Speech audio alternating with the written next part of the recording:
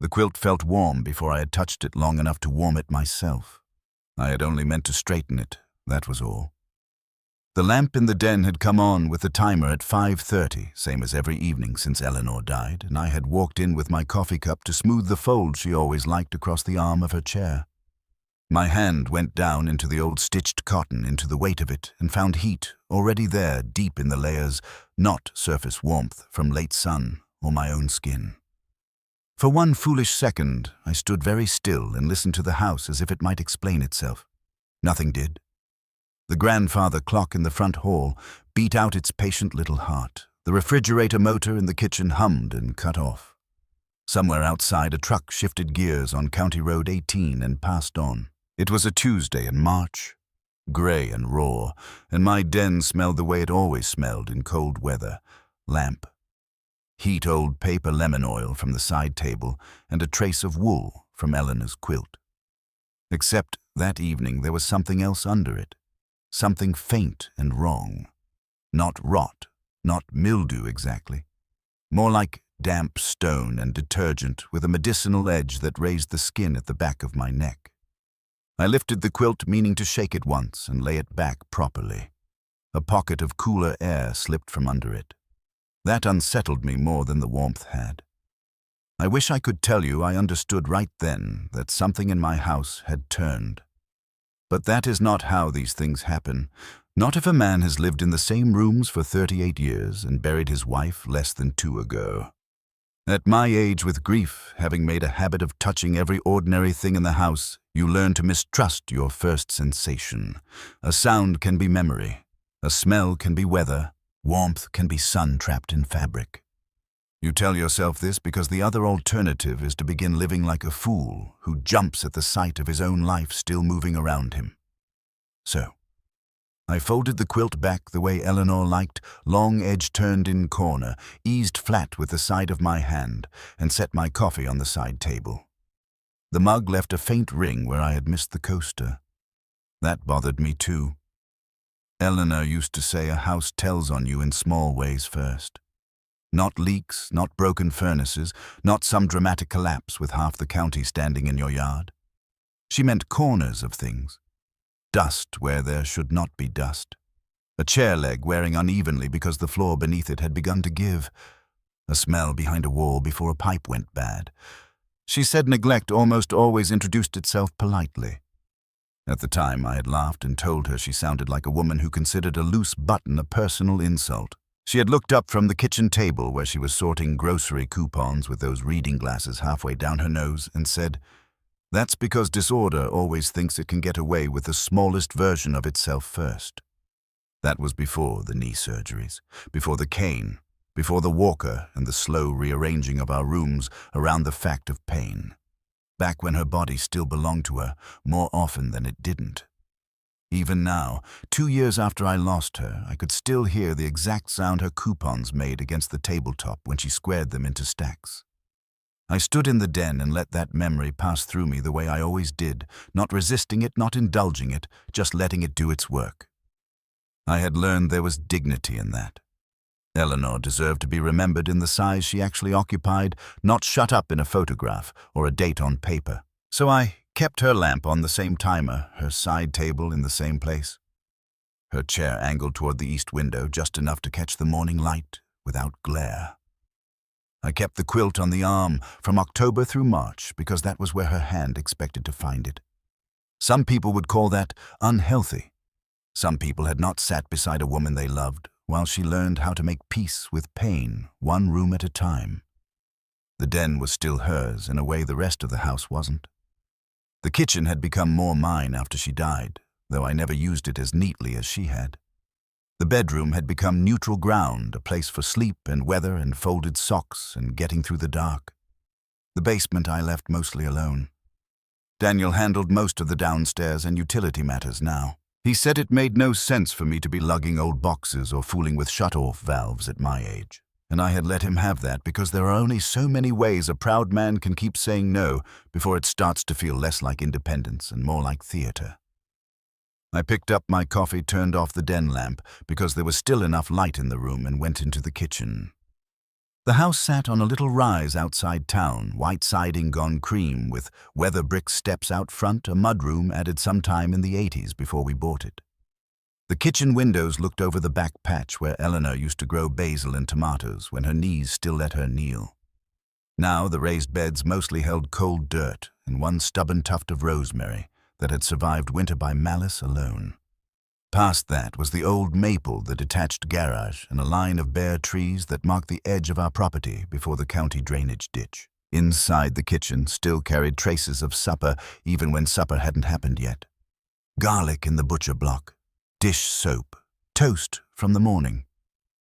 The old yellow enamel clock above the pantry door ran 5 minutes fast because Eleanor preferred a house that leaned a little ahead of itself. I set my mug in the sink and opened the under-cabinet cupboard for dish soap. The bottle was almost empty. I frowned at it, lifted it, sloshed what little remained. I had bought a new bottle 4 days earlier.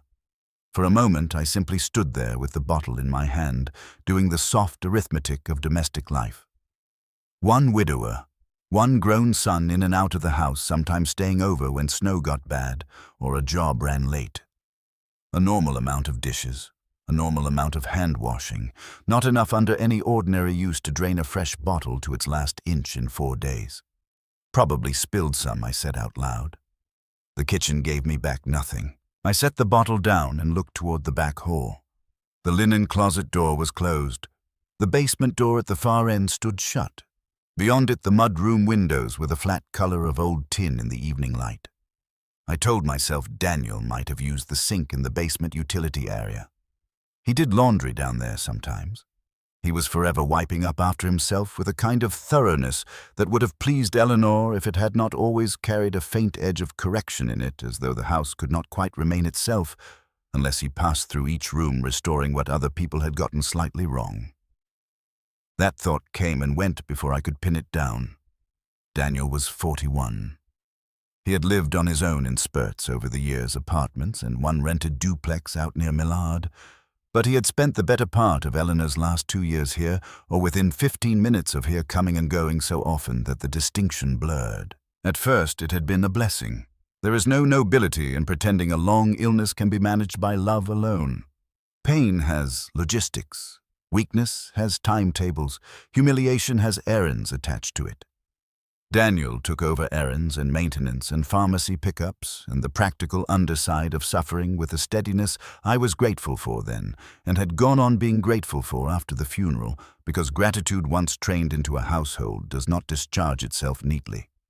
He had a key, of course. He knew every stubborn latch in the place, every trick of the furnace, every rattle in the upstairs bathroom vent. If I called and told him the water heater sounded off or the porch light flickered, he came. You tell yourself that is what a good son does. Sometimes it is. I took the almost empty soap bottle to the trash, thought better of it, and left it on the counter instead. I was due in town the next morning anyway. I could pick up another. At 6:15, I made a sandwich, ate half of it, standing by the sink, and wrapped the rest for later.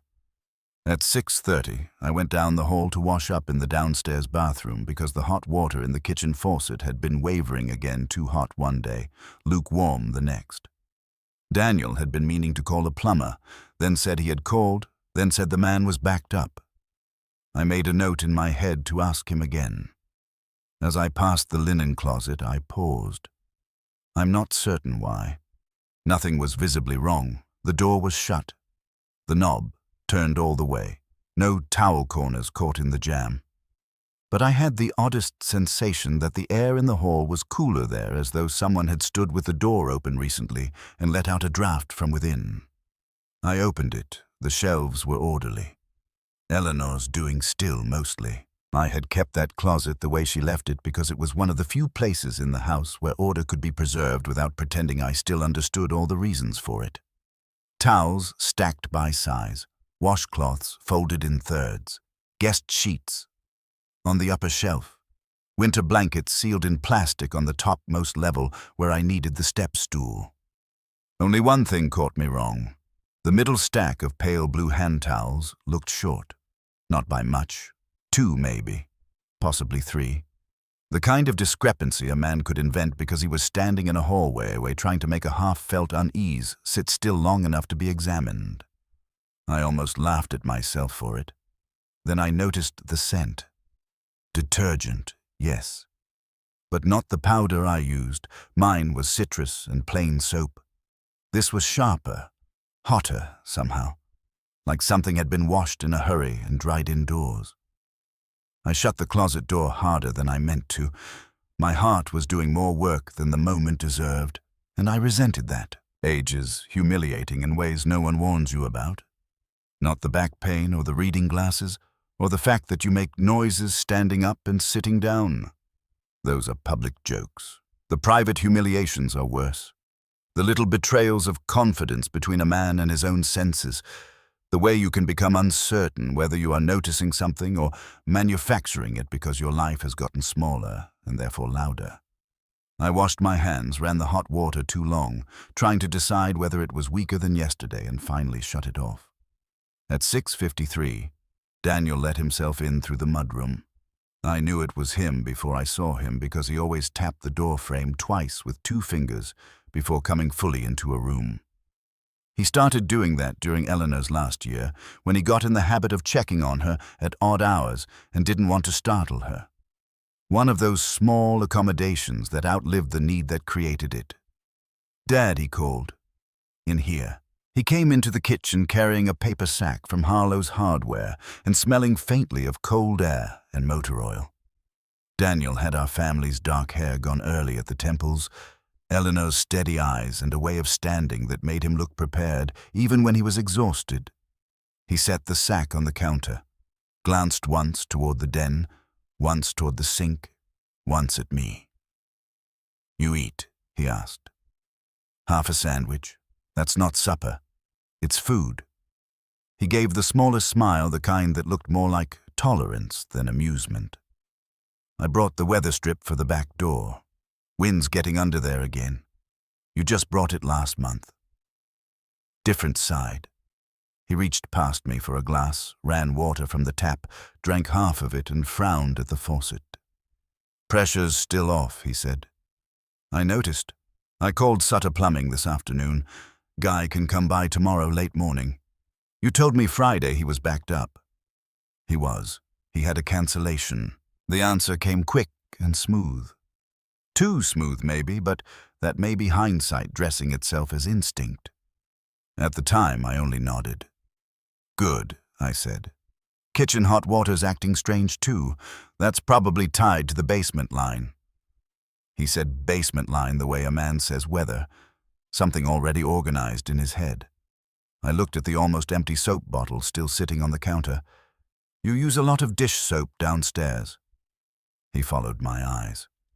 "For what, I don't know. Laundry sink, maybe?" "No. Bottle's almost gone." He picked it up, tipped it, set it down. "You probably used more than you thought." "I live here. I usually know how much soap I use." His expression did not change, but something in him settled a little tighter. "Then maybe I cleaned the drain catch with it Sunday." "I don't remember." "Could be." He nodded as if that ended the matter, which in a practical sense it did. Then he took the weather strip from the sack and went to the mudroom without another word. That was Daniel's way under strain. Not silence exactly. Closure. He liked conclusions, even temporary ones. One of the things Eleanor used to praise about him when he was younger was that he could make his mind up. At 15, he could plan a fence repair faster than I could get my gloves on. At 22, he could move through a problem like it had already agreed to be solved by him. Useful qualities in a boy. Useful qualities in a man, too, provided they remain qualities and do not harden into governance. I watched him fit the weather strip to the lower edge of the mudroom door, kneeling with his broad shoulders squared to the cold and his hands moving with quick care. The kitchen light caught the silver at his temples. He looked in that instant like exactly what any father should have been grateful to have a competent son in a house growing older around both of us. I hated the small, private flinch that moved through me anyway. "Need a hand?" I asked. "No, I've got it." The answer was ordinary. The kind of answer men exchange without feeling. Yet I heard underneath it something like, "Better if you don't." He finished in 10 minutes, stood, wiped his hands on a rag from the sink drawer, and glanced toward the basement door. "I'll check the downstairs shut-off before I go," he said. "If the plumber's coming, I want to make sure the access is clear. Basement's not that crowded." He looked at me then, just long enough for me to notice he was choosing his tone. "The lower section is..." "Lower section." "The old storage area past the utility wall." I cannot explain why that phrasing disturbed me more than it should have. It wasn't wrong, exactly. The house had an old root cellar beneath part of the original structure before the place was renovated long before we bought it. By the time Eleanor and I moved in, it was mostly inaccessible except through a makeshift service route and the basement configuration they'd built over it. During Eleanor's illness, Daniel and I had helped a contractor modify a few things downstairs when she needed equipment and easier transfers, though most of that had been decommissioned afterward. We did not talk about the lower level much. It was unfinished, inconvenient part memory and part discarded utility. Still, lower section sounded less like part of the house than part of a diagram. "You mean the old cellar?" I said. He bent to gather the scraps of backing paper from the weather strip. "Not really." "What do you mean, not really?" He shrugged. "It's not part of the basement anymore in any practical sense." There it was.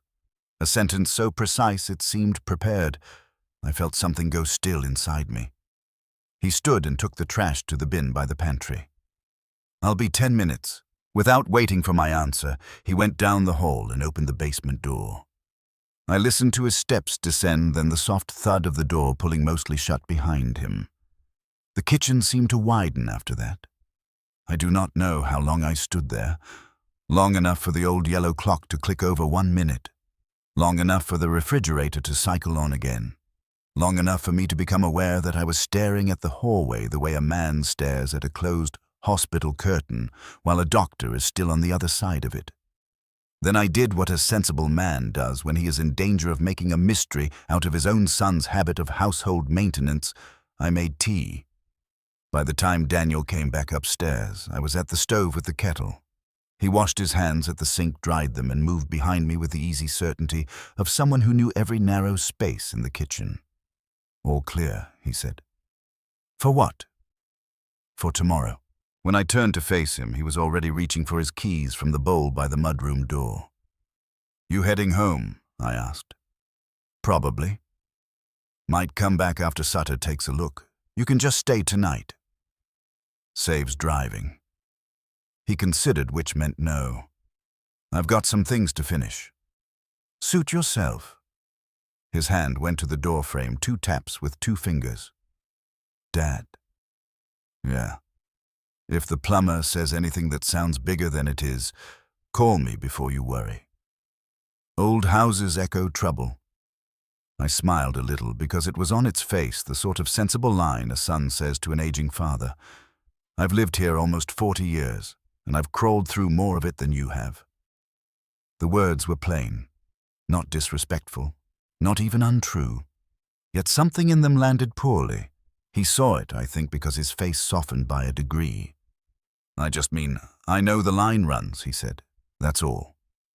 Then he left. After the truck lights swept once across the kitchen window and disappeared down the drive, I stood with my tea and looked at the basement door. I did not go down. You can call that cowardice if you like. Maybe it was. But the truth is simpler and less flattering. I did not want to find nothing. Finding nothing would have meant the wrongness belonged to me. A man can bear a good many things at 68. What he dreads, if he is honest, is becoming ridiculous. So I took my tea to the den, turned on the evening news, and sat in my chair opposite Eleanor's. The quilt lay over her chair exactly as I had folded it. The lamp lit the stitches and the worn places where her hands had worried the edges over the years. I watched the television without hearing much of it. At 8 o'clock I turned it off, rinsed my mug, locked the mudroom door, and checked the thermostat. 73.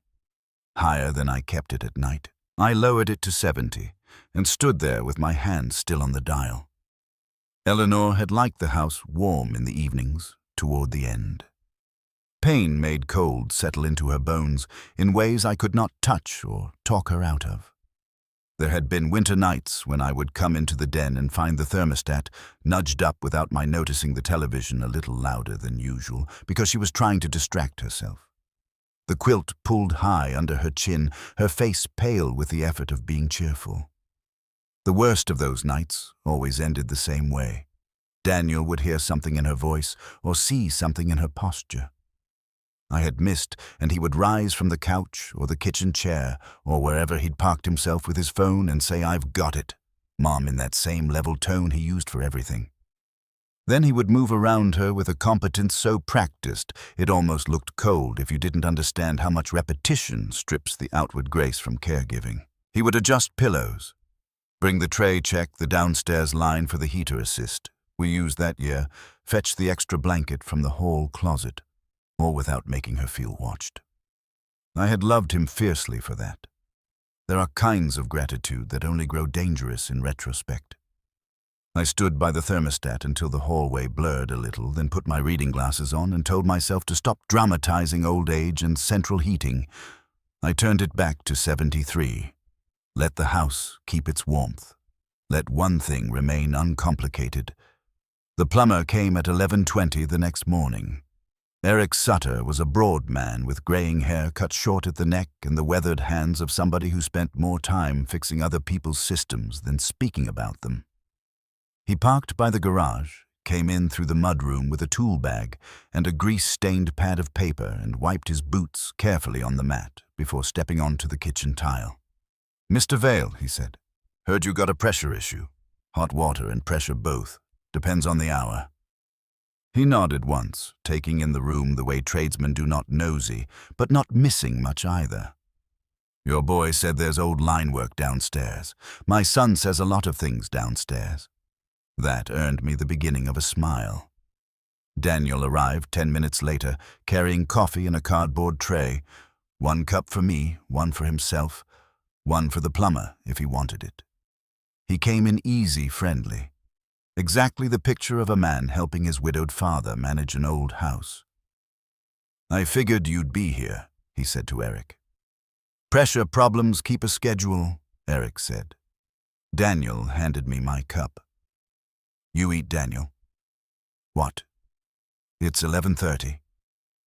He gave a short breath that might have been laughter and might have been a concession.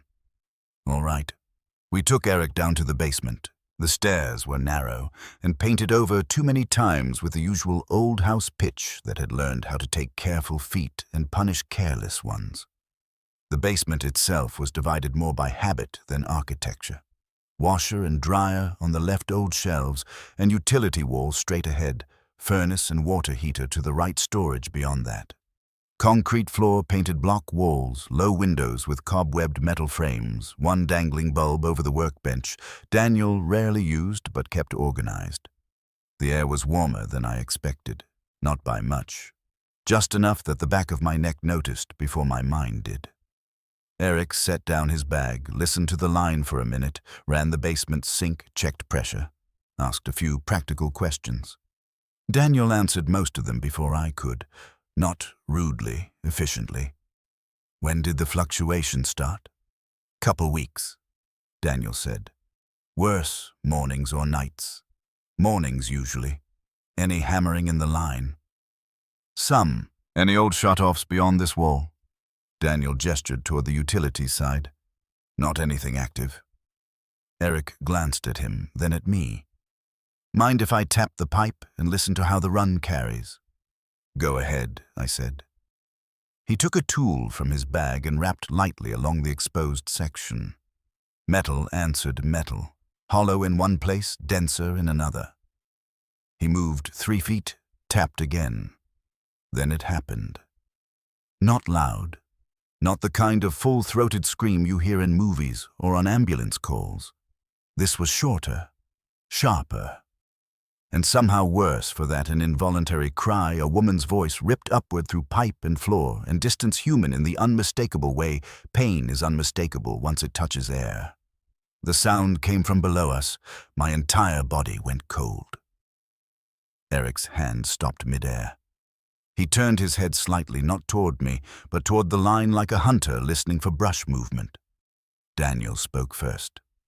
"Old pipe noise," he said. "This place throws sound strange." I looked at him. He was already walking toward the utility wall, calm, one hand out as if to smooth the moment flat. "The lower space under there isn't part of the basement anymore. There's all kinds of echo." Eric did not move. I heard my own voice and barely recognized it. That was a woman. Daniel looked at me with the expression people use on the newly bereaved and the temporarily irrational. Not pity exactly. Management. "No, Dad." Eric finally set the tool down. There was a beat of silence in which the entire basement seemed to tilt. I could hear the soft hiss inside the water heater, the low motor noise from the dehumidifier Daniel had insisted on buying last fall, and somewhere above us, muted through the floorboards, the old kitchen clock clicking its fast little clicks. Then Eric said very evenly, "Let me trace the line route a little further." Daniel nodded too quickly. "Sure." Everything after that took on the thin, over-careful quality of a conversation happening in church after someone has fainted. Nobody mentioned the cry again. Eric checked valves, muttered about line age, made notes on his pad. Daniel stayed close without hovering. I stood where I was and tried to keep my face still because I had the sickening sense that if I looked stunned, Daniel would use that. When Eric packed up half an hour later, he said he wanted to come back with a second gauge and maybe look at the old line map if we still had one. "I'll check the utility drawer," Daniel said. "I have a utility drawer," I said before I could stop myself. They both looked at me. Then Daniel smiled a little and said, "Yes, you do." Eric left through the mudroom. Daniel went upstairs to take a call, coffee cup still in hand. I remained in the basement alone for maybe 20 seconds, no more. That was when I noticed the floor near the far storage platform. Not the platform itself, the strip in front of it. Dust lay soft and undisturbed across most of the basement's forgotten surfaces, because that is what dust does in houses where grief has better uses for a man's time than seasonal sweeping. But along that narrow strip the dust was thinner, not absent, simply lighter, as though something had passed there often enough to trouble it without ever leaving the blunt honesty of footprints. My mouth dried. I turned away from it almost angrily. By the time I got upstairs, Daniel was gone. Not gone from the house. Gone to the den where I found him standing by Eleanor's chair with the television remote in his hand. "You all right?" he asked. The question was soft, reasonable, impossible to answer honestly. "What did you mean," I said, "when you said it isn't part of the basement anymore?" He looked at me a moment too long before speaking. "Exactly what I said. The old lower area isn't functional space. We just heard somebody." "No, we heard pipe carry." "Dad?" I must have flinched because his tone softened further. "You know how these old places are. I've lived in this one longer than you. I know, I'm just saying don't let one weird sound get under your skin." There it was again. Not contradiction. Guidance. He was already helping me interpret my own mind. I looked at the remote in his hand. "What are you doing?" "Nothing. The television isn't on. I was going to put the news on for you. At noon." He set the remote down. "You're keyed up. So are you." "No, I'm trying to keep you from getting keyed up over an echo." He said echo, the way a man puts a lid on something hot. I do not know what he saw in my face then. Whatever it was, he recalculated. "All right," he said. "I've got to run back downstairs and clear a couple things before Sutter comes again. Then I'm heading to the supply yard. Do me a favor and eat something better than half a sandwich." "Okay." That should have annoyed me. Instead, it frightened me. Because I could not tell whether I was being cared for or handled. And once that uncertainty enters a house, even kindness begins to throw a shadow. He went to the kitchen. I stayed in the den and listened. Cabinet, drawer, refrigerator door, ceramic on laminate, footsteps. When I stepped into the hall, he was carrying one of Eleanor's old enameled trays, white with a blue edge chipped at one corner. On the tray sat a bowl covered with a plate, a glass of water, folded napkin, spoon.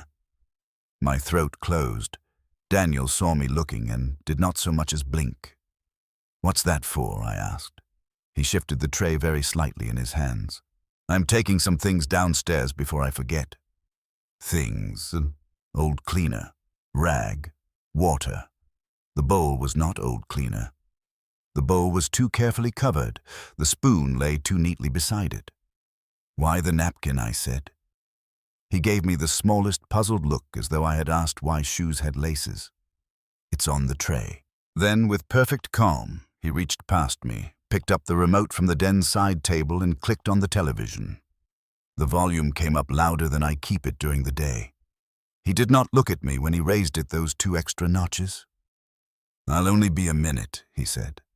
He turned and walked down the hall toward the basement door, carrying the tray in both hands, steady as a nurse, steady as a son, steady as a man moving through a task so practiced it had stopped feeling like a decision. The television spoke too brightly into the den. At the end of the hall, Daniel opened the basement door, shifted the tray against his hip, and disappeared below. I stayed where I was. That is the truth I have to live with. I did not follow him. I stood in my own house with the newsreader's voice filling the room too loudly and watched the basement door settle towards shut. I stood there while fear entered the house before proof did. And because I stood there, I understood something worse than danger. I understood that whatever was wrong under my feet had been arranged to sound ordinary from above. I did not move until I heard the faint mechanical complaint of the old stairs settling under Daniel's weight. Then I crossed the den in 3 steps and turned the television down to a murmur. The house changed with the volume. Not enough to call it silence, just enough that the rooms seemed to draw closer together again. The refrigerator in the kitchen clicked on. The baseboard heat whispered through the front hall. From somewhere below came nothing at all. That was the worst part. Not hearing a struggle, not hearing another cry. Nothing. Ordinary quiet laid over the top of everything like a sheet. I went to the hallway and stood at the basement door with my hand on the knob. I could have opened it then. I tell myself that even now, as if the truth improves under repetition. I could have opened it. I could have gone down 4 steps, or 8, or all the way. I could have asked in a voice that left no room for pretense what he was carrying on that tray and who it was for. Instead, I stood there and listened. There was a dull scrape from below, then another. Something set down carefully. Metal touching metal. Not loud enough to announce itself, only enough to prove the basement was receiving him. Then came the sound I knew better than I wanted to know, Daniel's shoes pausing where the basement floor changed from bare concrete to the old rubber runner by the utility side. I had heard that same pause 1,000 times during Eleanor's last years, when he carried down bags of salt for the water softener, or checked the extra heater line, or fetched whatever awkward piece of equipment the day required. He came back up less than 2 minutes later. I stepped away from the door and into the den before he saw me standing there like a man waiting outside a confessional. Daniel reappeared at the end of the hall, empty-handed, reached up and lowered the television another notch without comment, then walked into the kitchen. When I came in after him, he was rinsing the tray at the sink. The bowl was gone. "Supply yard?" I asked, because I heard the need to sound ordinary in my own voice and hated it. "In a minute." He turned the tray under the faucet. "You should eat before dinner gets too late." The blue edge of the enamel flashed under the water. The chipped corner was still there. Eleanor used to use that tray on bad days because it balanced well across her lap and didn't skid if her hands were shaky. I had seen it under bowls of broth, crackers, slices of pear she barely touched, little paper cups of pills arranged by hour. I had held it when she was too tired to finish and wanted the whole business of being cared for carried quietly away. Now Daniel scrubbed it with dish soap from the nearly empty bottle. "Did you spill some of that?" I asked. He glanced at the soap, then at me. "Some of what?" "The dish soap." He gave the tray one last rinse. "Maybe.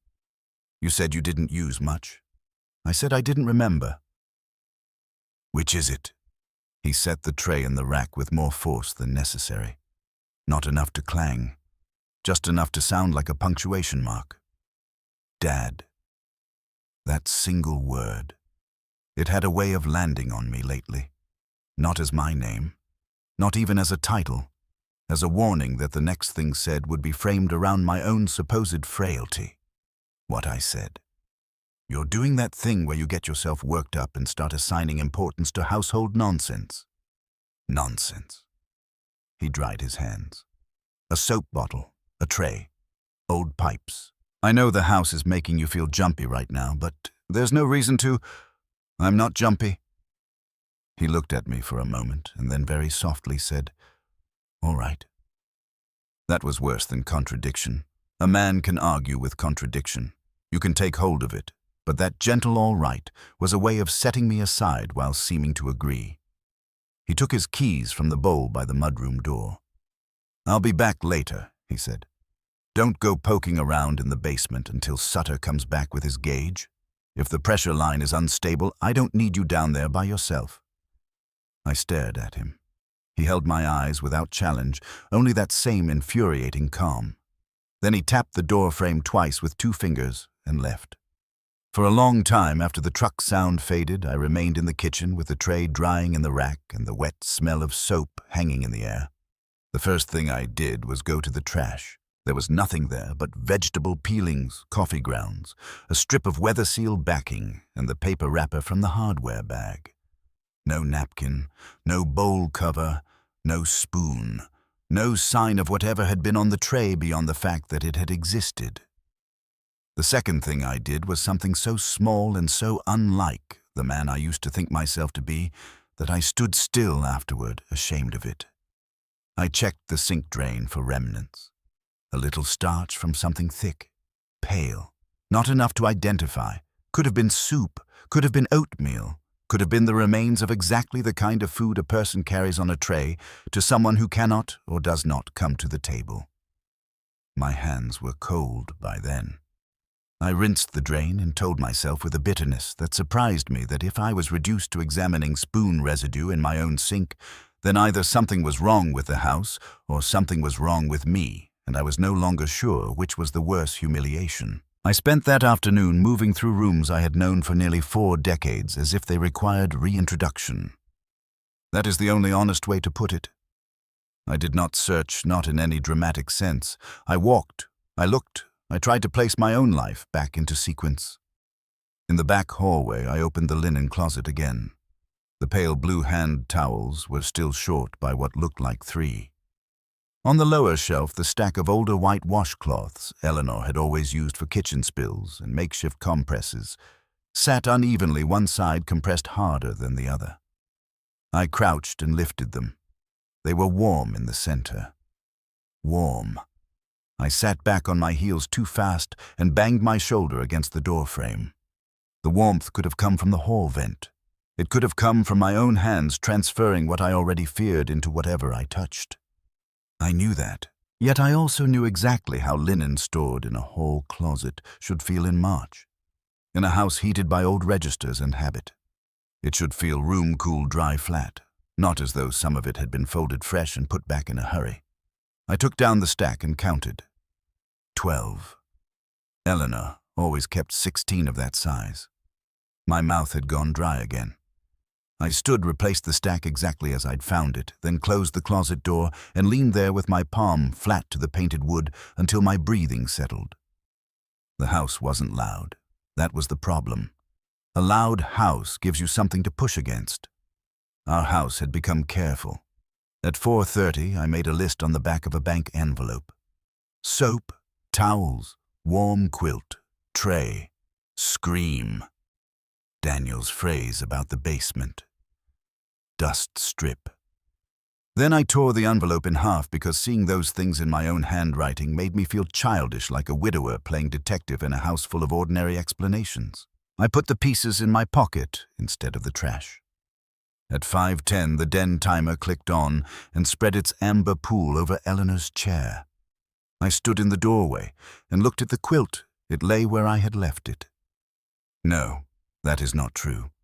It lay where it should have been, which is a different thing. Eleanor's fold had always been neat, but not rigid. She tucked the long edge under itself once, then draped the far corner loosely over the arm. What sat there now was too squared, too correct. The fold looked like a man had imitated neatness after studying it from across a room. I went over and touched it. Cool on top, warm lower down again, that strange nested warmth, and beneath the wool and cotton, the smell had sharpened into something I could no longer dismiss as weather.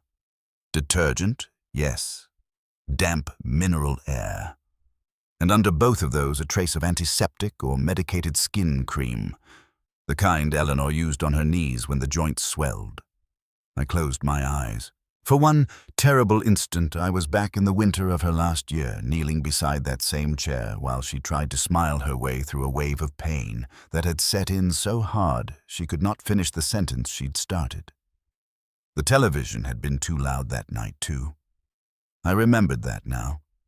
Daniel had raised it, saying it might distract her. I had gone to the kitchen for hot water because she wanted tea, and then forgotten the kettle on the stove because I'd heard something in her breathing that frightened me. By the time I came back, Daniel already had the quilt around her shoulders. The tray table positioned the little lamp turned lower so the room would stop dazzling her, and Eleanor had reached for my hand with tears in her eyes, not because of pain, I thought then, but because she was moved by how well we were managing together. I had cherished that memory. Standing there with my fingers in the warm folds of the quilt, I felt it twist, not break, not yet, but twist as if some hidden screw inside it had been turned 1/4 inch. At 6 o'clock I called Mara. She did not answer on the first ring, which was normal.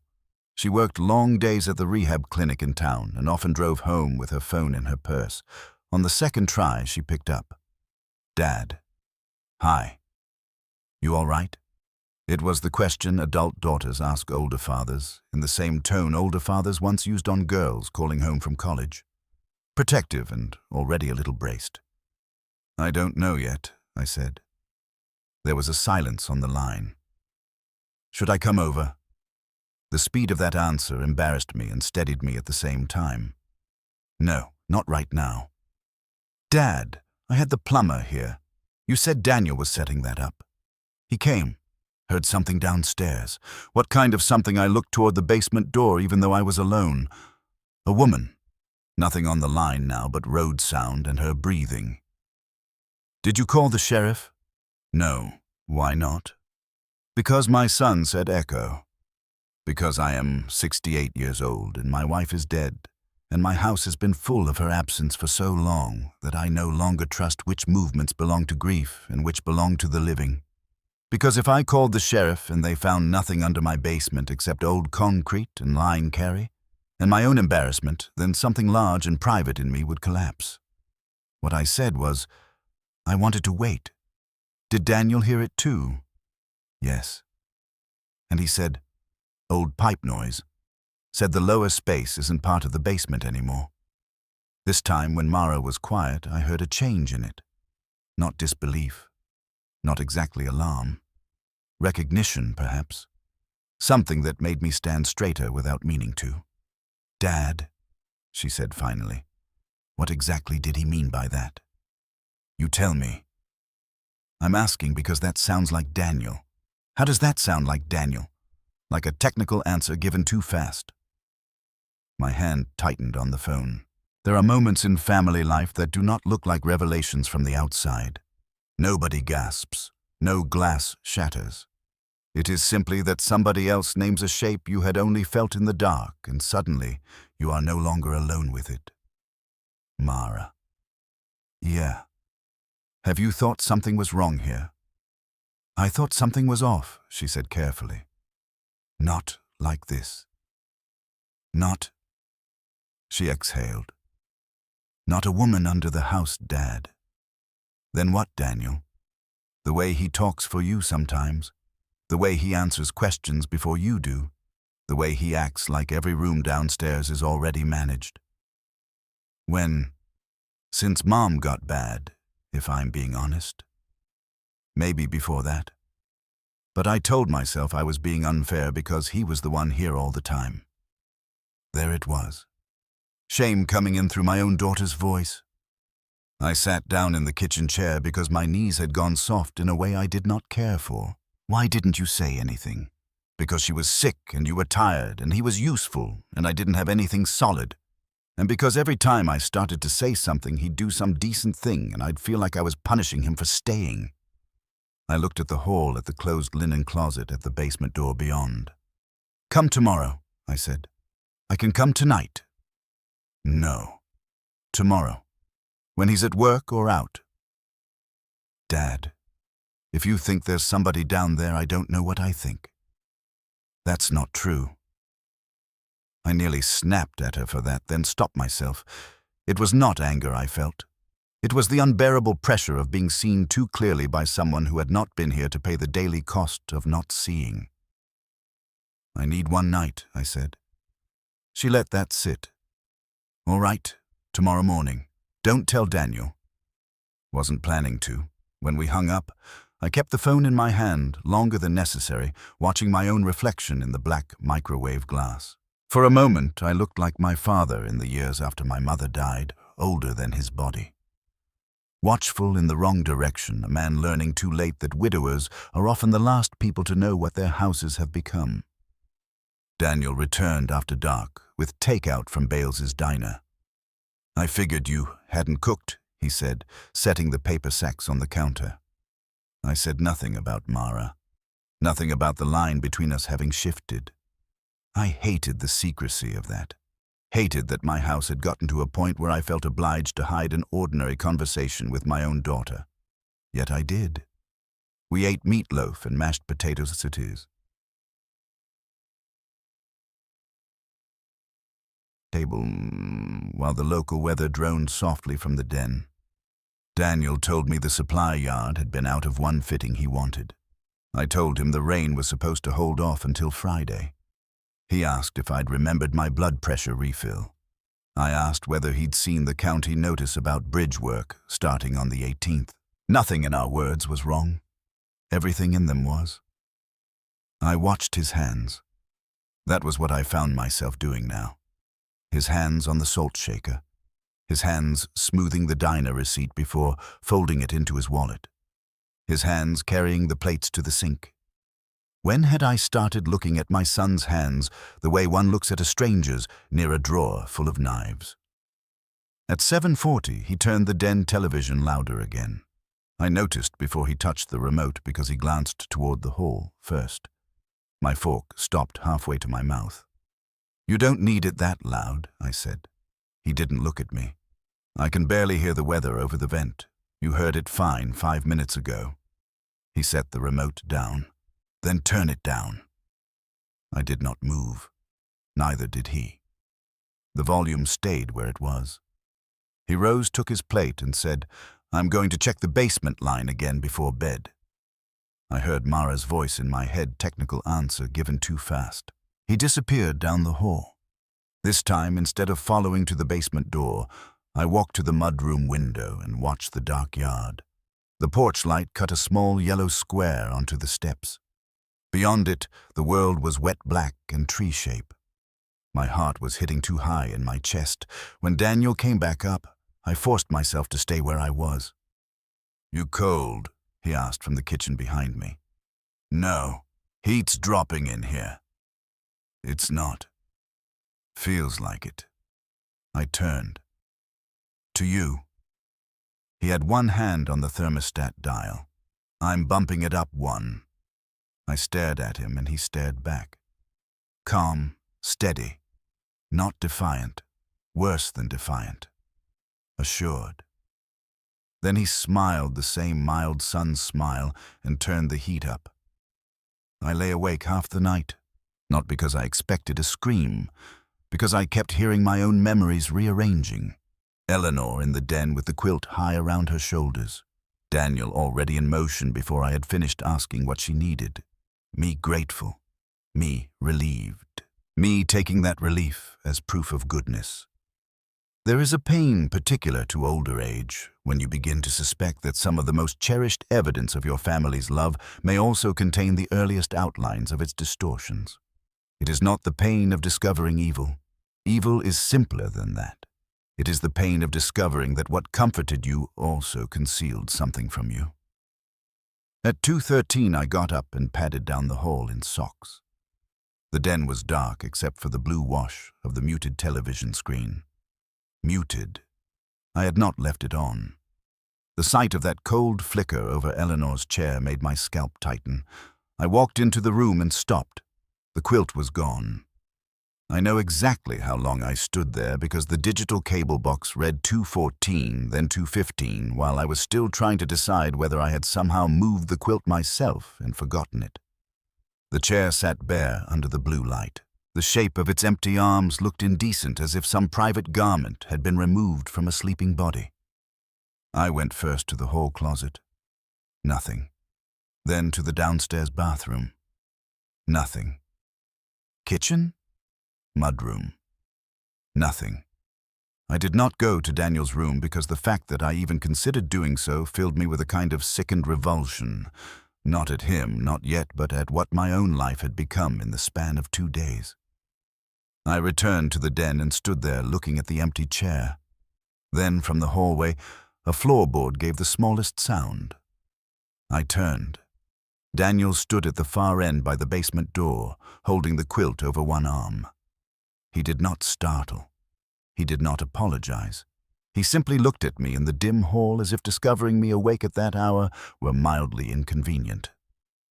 "What are you doing?" I asked. He glanced at the quilt, then back at me. I was washing out a spill in the utility sink.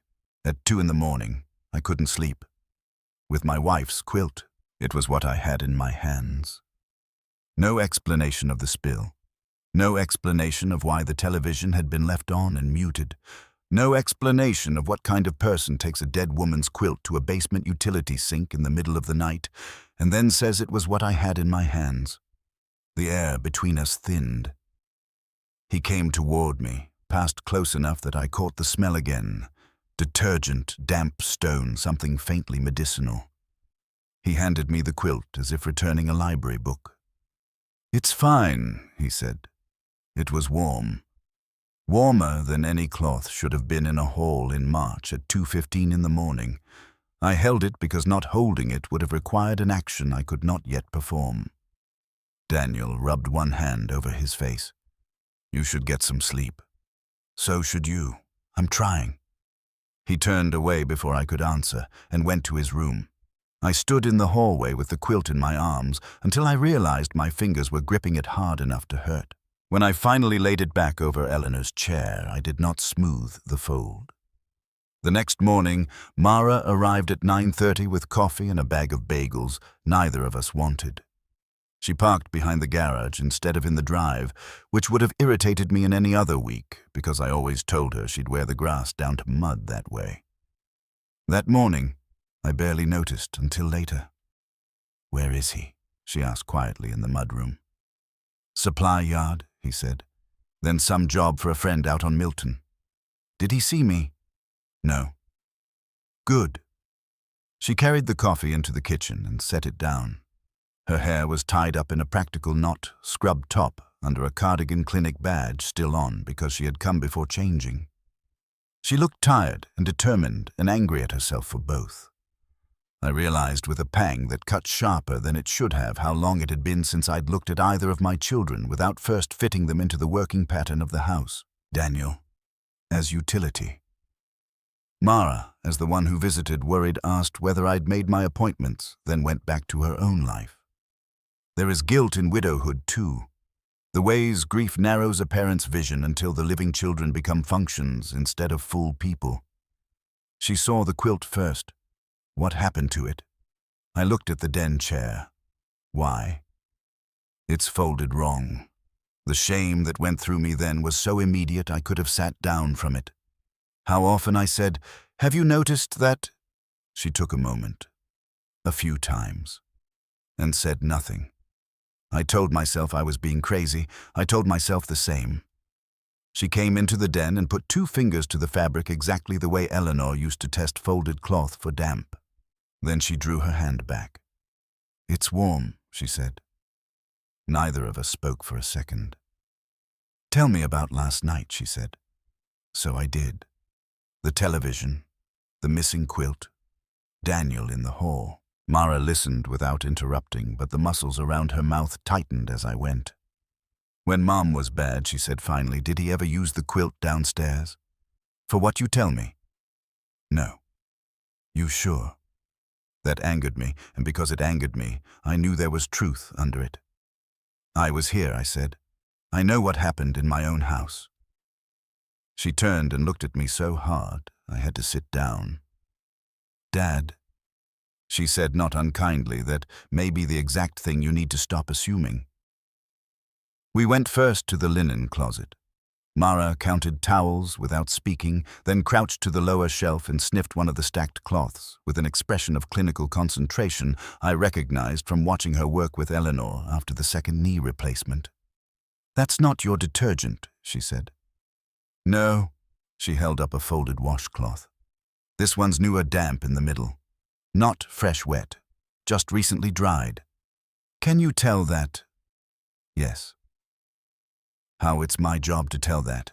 She refolded it and put it back. In the basement, she moved slower than I did, not because she was afraid exactly, but because she looked the way people look in houses where the rooms have begun to testify.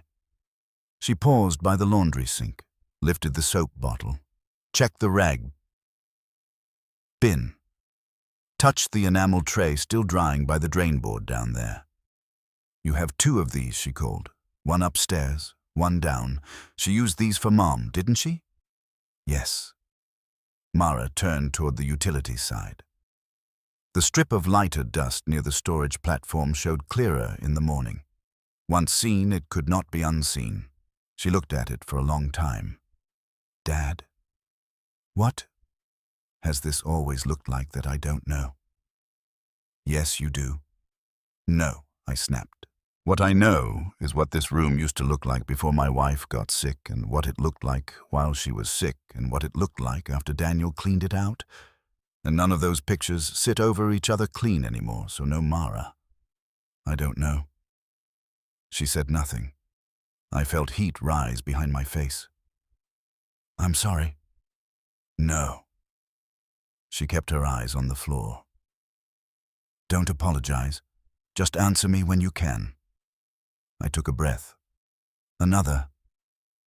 The basement smelled warmer by the utility wall than near the stairs, the same damp mineral undertone hidden under bleach and old concrete. "No," I said finally. "It has not always looked like that." She nodded. Against the far wall sat an old, narrow cabinet where Eleanor had once kept instruction booklets, contractor cards, warranty papers, all the household brainwork neither Daniel nor I ever retained as well as we should have.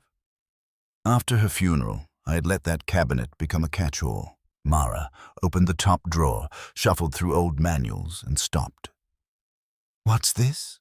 She handed me the old binder from the chair-lift company we'd used during Eleanor's worst year, when the contractor had adapted the basement service route and haul railed to get equipment in and out without scraping walls or risking a fall. I had not thought about that binder in months, maybe more than a year.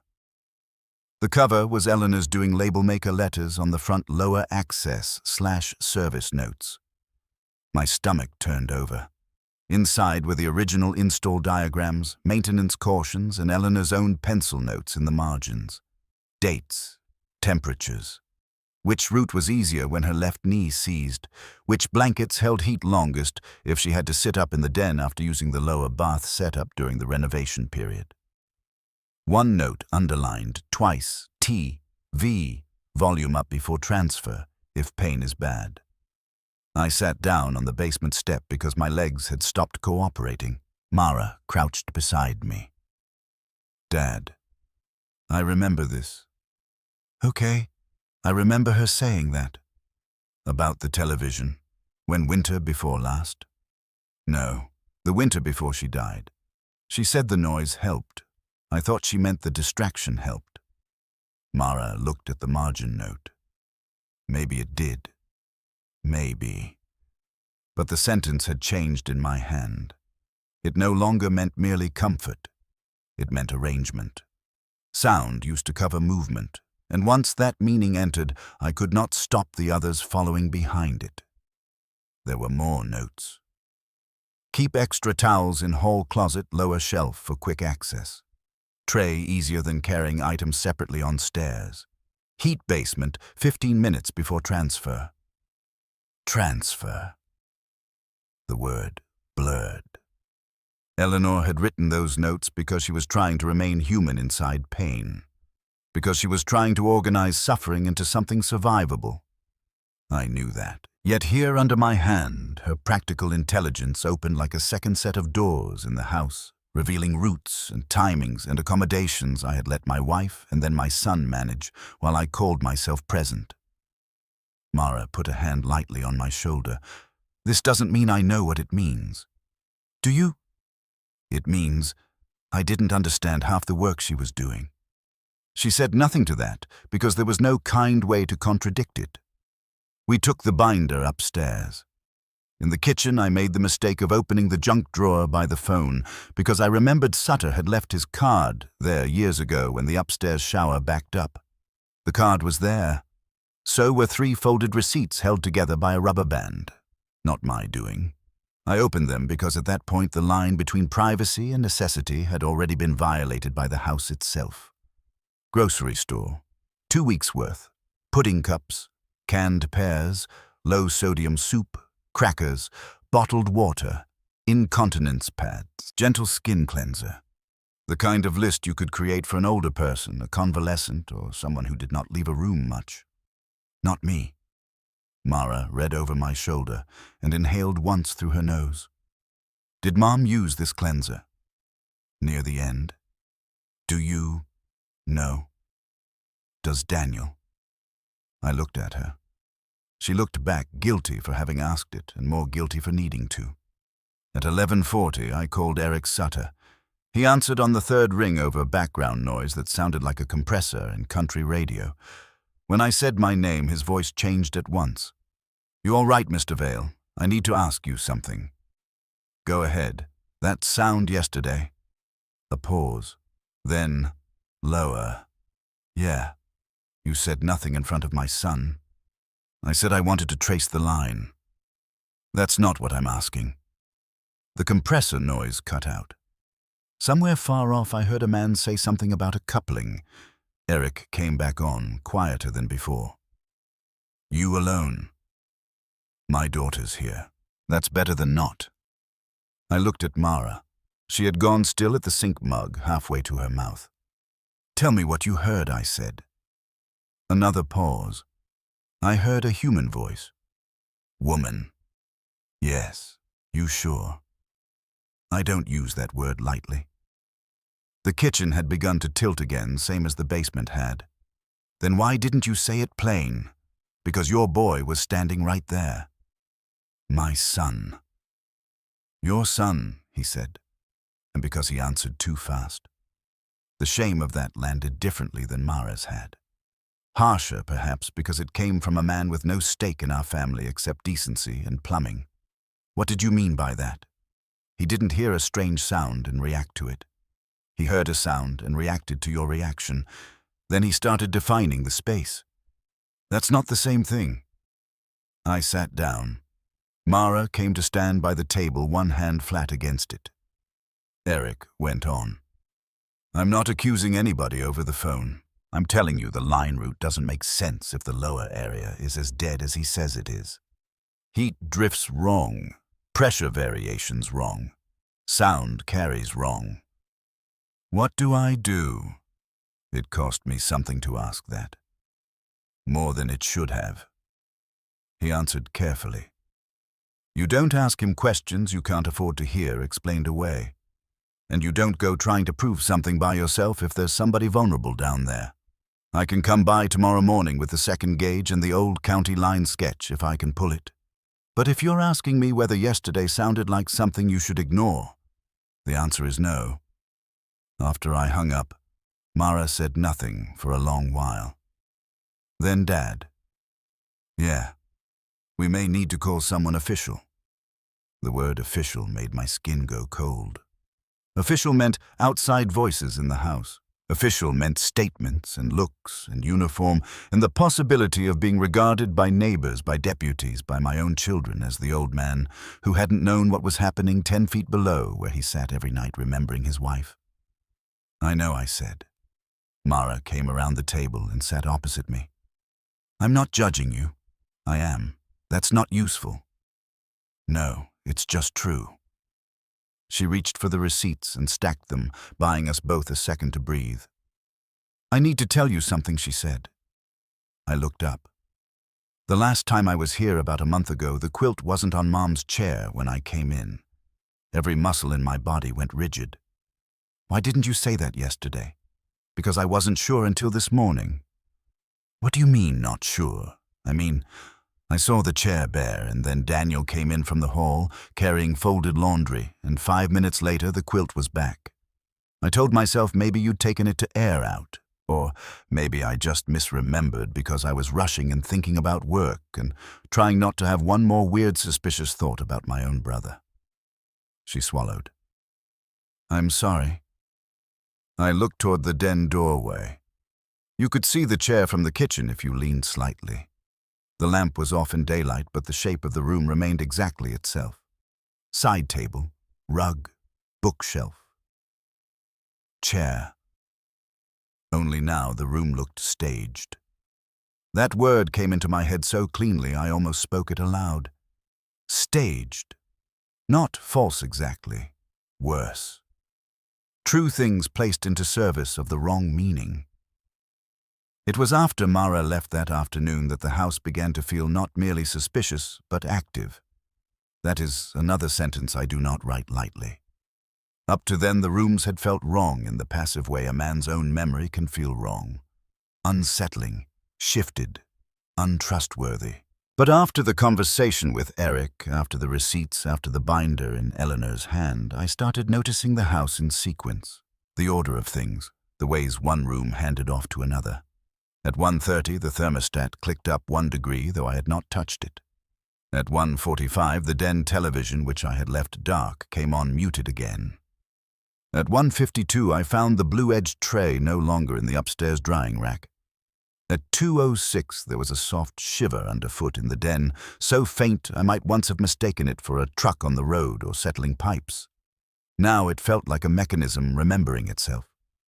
At 2:10, the smell of damp detergent crossed the hall. I followed it to the basement door and stood there looking at the knob. The house was not haunted. I never thought that. Ghosts are for people who want mystery without accountability. What I felt at that door was worse and more ordinary than haunting. It was use. Something in the house was still being used, according to a pattern older than my current understanding of it. I opened the door. The stairs held their same painted narrowness, their same patched scuffs, their same familiar surrender of light halfway down. I took them slowly because my body had become aware that fear and age dislike each other, but make common cause when given enough motive. At the bottom, I stopped and listened. Nothing. The laundry sink gleamed damp. The tray sat on the counter near it, not fully dry, a spoon beside it. The spoon bowl had the faintest streak of pale residue clinging near the handle. Beside the sink was one of Eleanor's old small thermoses, the blue one with the dent near the cap. I felt my throat work. That thermos had been retired with the rest of the illness paraphernalia after she died. Or so I had believed. Daniel said he boxed most of it and took some to the donation center, some to storage, some to the dump, because no one needed to keep every humiliating little relic of a bad season. I had let him do it because I could not bear to sort feeding aids and gel packs and knee wraps and bath handles with her side of the bed, still smelling like the lotion she used. Now the thermos stood there on the basement counter as casually as if it had always belonged. I picked it up. Warm, not hot. Used. When I unscrewed the lid, the smell of broth came out soft and salty. The house had begun to do something to my senses then, because every object now seemed to vibrate between innocent and damning.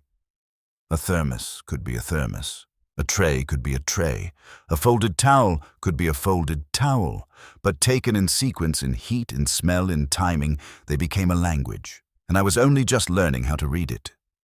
I set the thermos back exactly where it had been and turned toward the utility side.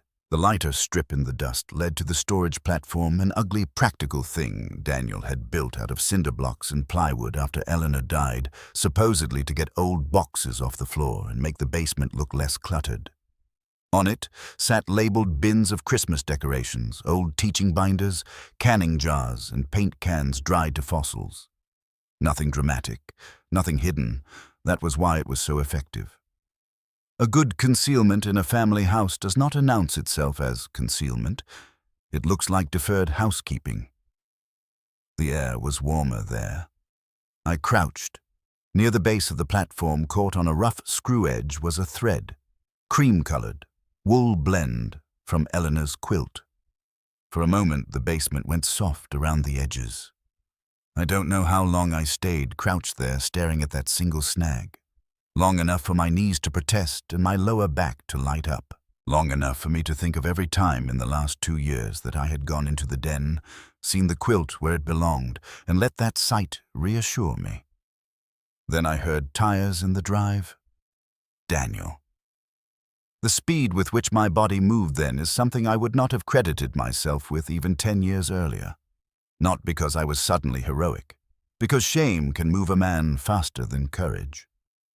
I put the thermos exactly back, set the spoon by the tray, wiped my fingers once on my slacks as if I had touched something private, climbed the stairs, closed the basement door, crossed the kitchen, and reached the sink just as the mudroom door opened. Daniel came in with a cardboard box of fittings and 2 grocery bags. "Thought you were meeting Craig out on Milton," I said without turning. That got pushed. I turned then. "You went shopping." He lifted one bag slightly. "Need to eat." He set the groceries on the counter and began unpacking them. Pudding cups, canned pears, low-sodium broth, crackers. I looked at the items as he placed them in a line. He noticed my gaze and froze for half a beat, no more. "What?" he said. "You shopping for me now?" His face did not change. "You've been skipping meals." "I don't skip meals enough to need pudding cups. You used to eat those after your dental work. That was 6 years ago." He set the pears aside, one can carefully beside the other. "Then, I'll eat them. Will you also use the incontinence pads?" That did it. Only a flicker, but I saw at the first crack. Not rage. Exposure. A look a man gets when an interior calculation changes. "Why are you going through grocery bags?" he asked. "They're on my counter." His jaw shifted once. Mara was here. It was not a question. "Yes, what did you tell her?" "That the plumber heard something, and now you're opening cabinets and checking receipts and making an event out of groceries." He said, "Groceries, the way a man says accusations. I found your thermos downstairs." "My thermos? Your mother's?" He looked at me a long moment and then very softly said, "Dad, I need you to take a breath." The room went cold. Not because he raised his voice. Because he did not. Because in that moment I understood that he was not arguing facts with me. He was trying to regulate me, lower me, bring me back inside the range where he could explain my own house to me.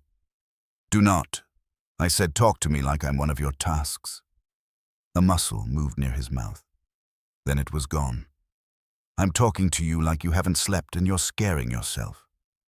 "With what?" He spread his hand slightly as if the answer were all around us. "This.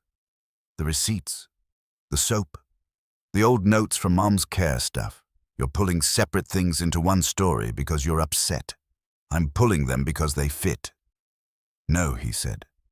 And now there was steel under the calm. "They fit if you start by assuming the worst, which is not something you do, or used not to." That one hit home because it carried a version of my own self-image inside it. Reasonable Tom. Measured Tom. The man who did not make scenes. The man who did not jump. For a moment I nearly stepped back into that shape for him.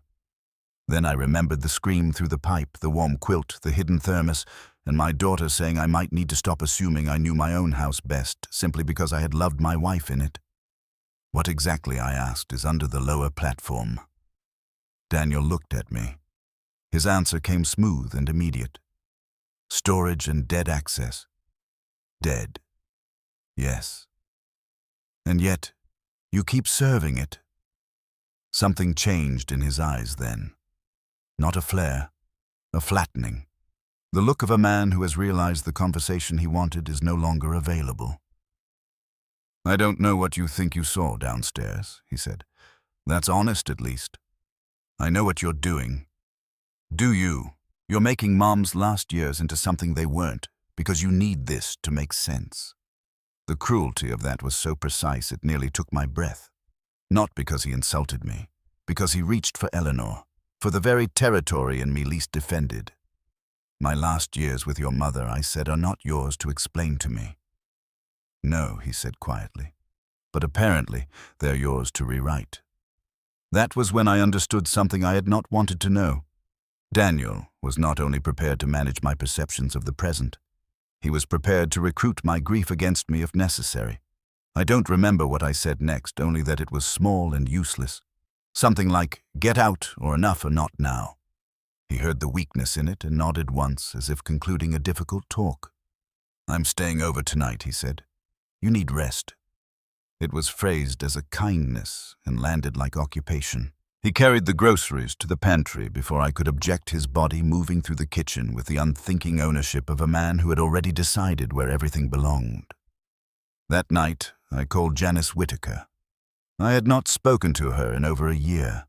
She had been Eleanor's part-time home health aide, during the last stretch a compact woman in her late 50s with quiet shoes and a way of talking to pain as if it were a stubborn animal that might respond to firm courtesy. She had stayed longer than she was paid for more than once. After Eleanor died, she came to the visitation hugged. Mara squeezed my arm and disappeared back into the wide hidden labor force of women who have seen too much family life to be sentimental about any of it. When she answered, I heard television in the background and then the click of a porch door shutting. Tom Janice, it's Tom Vale. I know your voice. A pause. You all right? No. Nothing false in her silence. Only readiness. I need to ask you something about Daniel, I said. That got another pause. Longer. What about him? When Eleanor was sick, did you ever think he was too involved in the downstairs routines? I had not realized until then how pathetic that question sounded. Not too controlling, not too strange. Too involved, as if I were asking whether my son had over-participated in care. Janice spared me the insult of pretending not to hear the difference. What happened? She asked. I'm not sure yet. Then tell me what you are sure of. So I told her less than the whole story and more than I had planned. The scream, the line notes, the tray, the quilt, the phrase not part of the basement anymore. She listened. When I finished, she sighed once tired and low, like a woman setting down something she had carried too long. Tom, she said, your wife used to keep everything human. I closed my eyes. What does that mean? It means when somebody gets sick enough, a house can split in two. There's the part where people are still people, and the part where everybody gets efficient, because if they don't, nothing gets done. Eleanor fought that harder than most. She'd let us set systems, sure, but she was always watching to make sure the system didn't become the whole story. Daniel helped. Yes, he did. But Janice took her time. Your son liked order. That isn't a crime. He liked being the one who knew where things were when they happened, which route was easiest, which tray balanced better, which towel stack needed refilling. Again, not a crime. But there were times I thought he got too comfortable deciding before anyone else spoke. I gripped the phone harder. Did Eleanor think that another silence? She thought he was useful, Janice said at last. And she thought usefulness can turn dangerous if nobody remembers mercy is supposed to stay bigger than management. The words went through me like a blade laid flat and cold. Why didn't you tell me? What was I going to tell you, that your son was too good at carrying trays, that he answered too fast, that he could sound like the person in charge of your wife's pain if nobody interrupted him? She exhaled. Tom, I'm a home health aide. I saw hundreds of houses. Good families do strange things around long illness. Boundaries move. Roles harden. People cling to being needed because the alternative is watching somebody they love disappear 1 inch at a time. I sat with my head bowed, staring at the grain of the kitchen table. She asked for the television louder, I said. I found a note in her binder. Volume up before transfer if pain is bad. Janice was quiet. When she spoke again, her voice had changed. She wrote that, yes, all right. Another pause. Then listen to me carefully. Eleanor did not like to be seen hurting. She especially did not like hallway transfers when the pain was bad. If the TV was up, it gave cover, gave dignity. That's what she meant. I swallowed. Then Janice said the sentence that finished what the day had begun. But if your boy kept that routine after she was gone, Tom, then some things started wrong before you were ready to see them. I did not answer. I could not.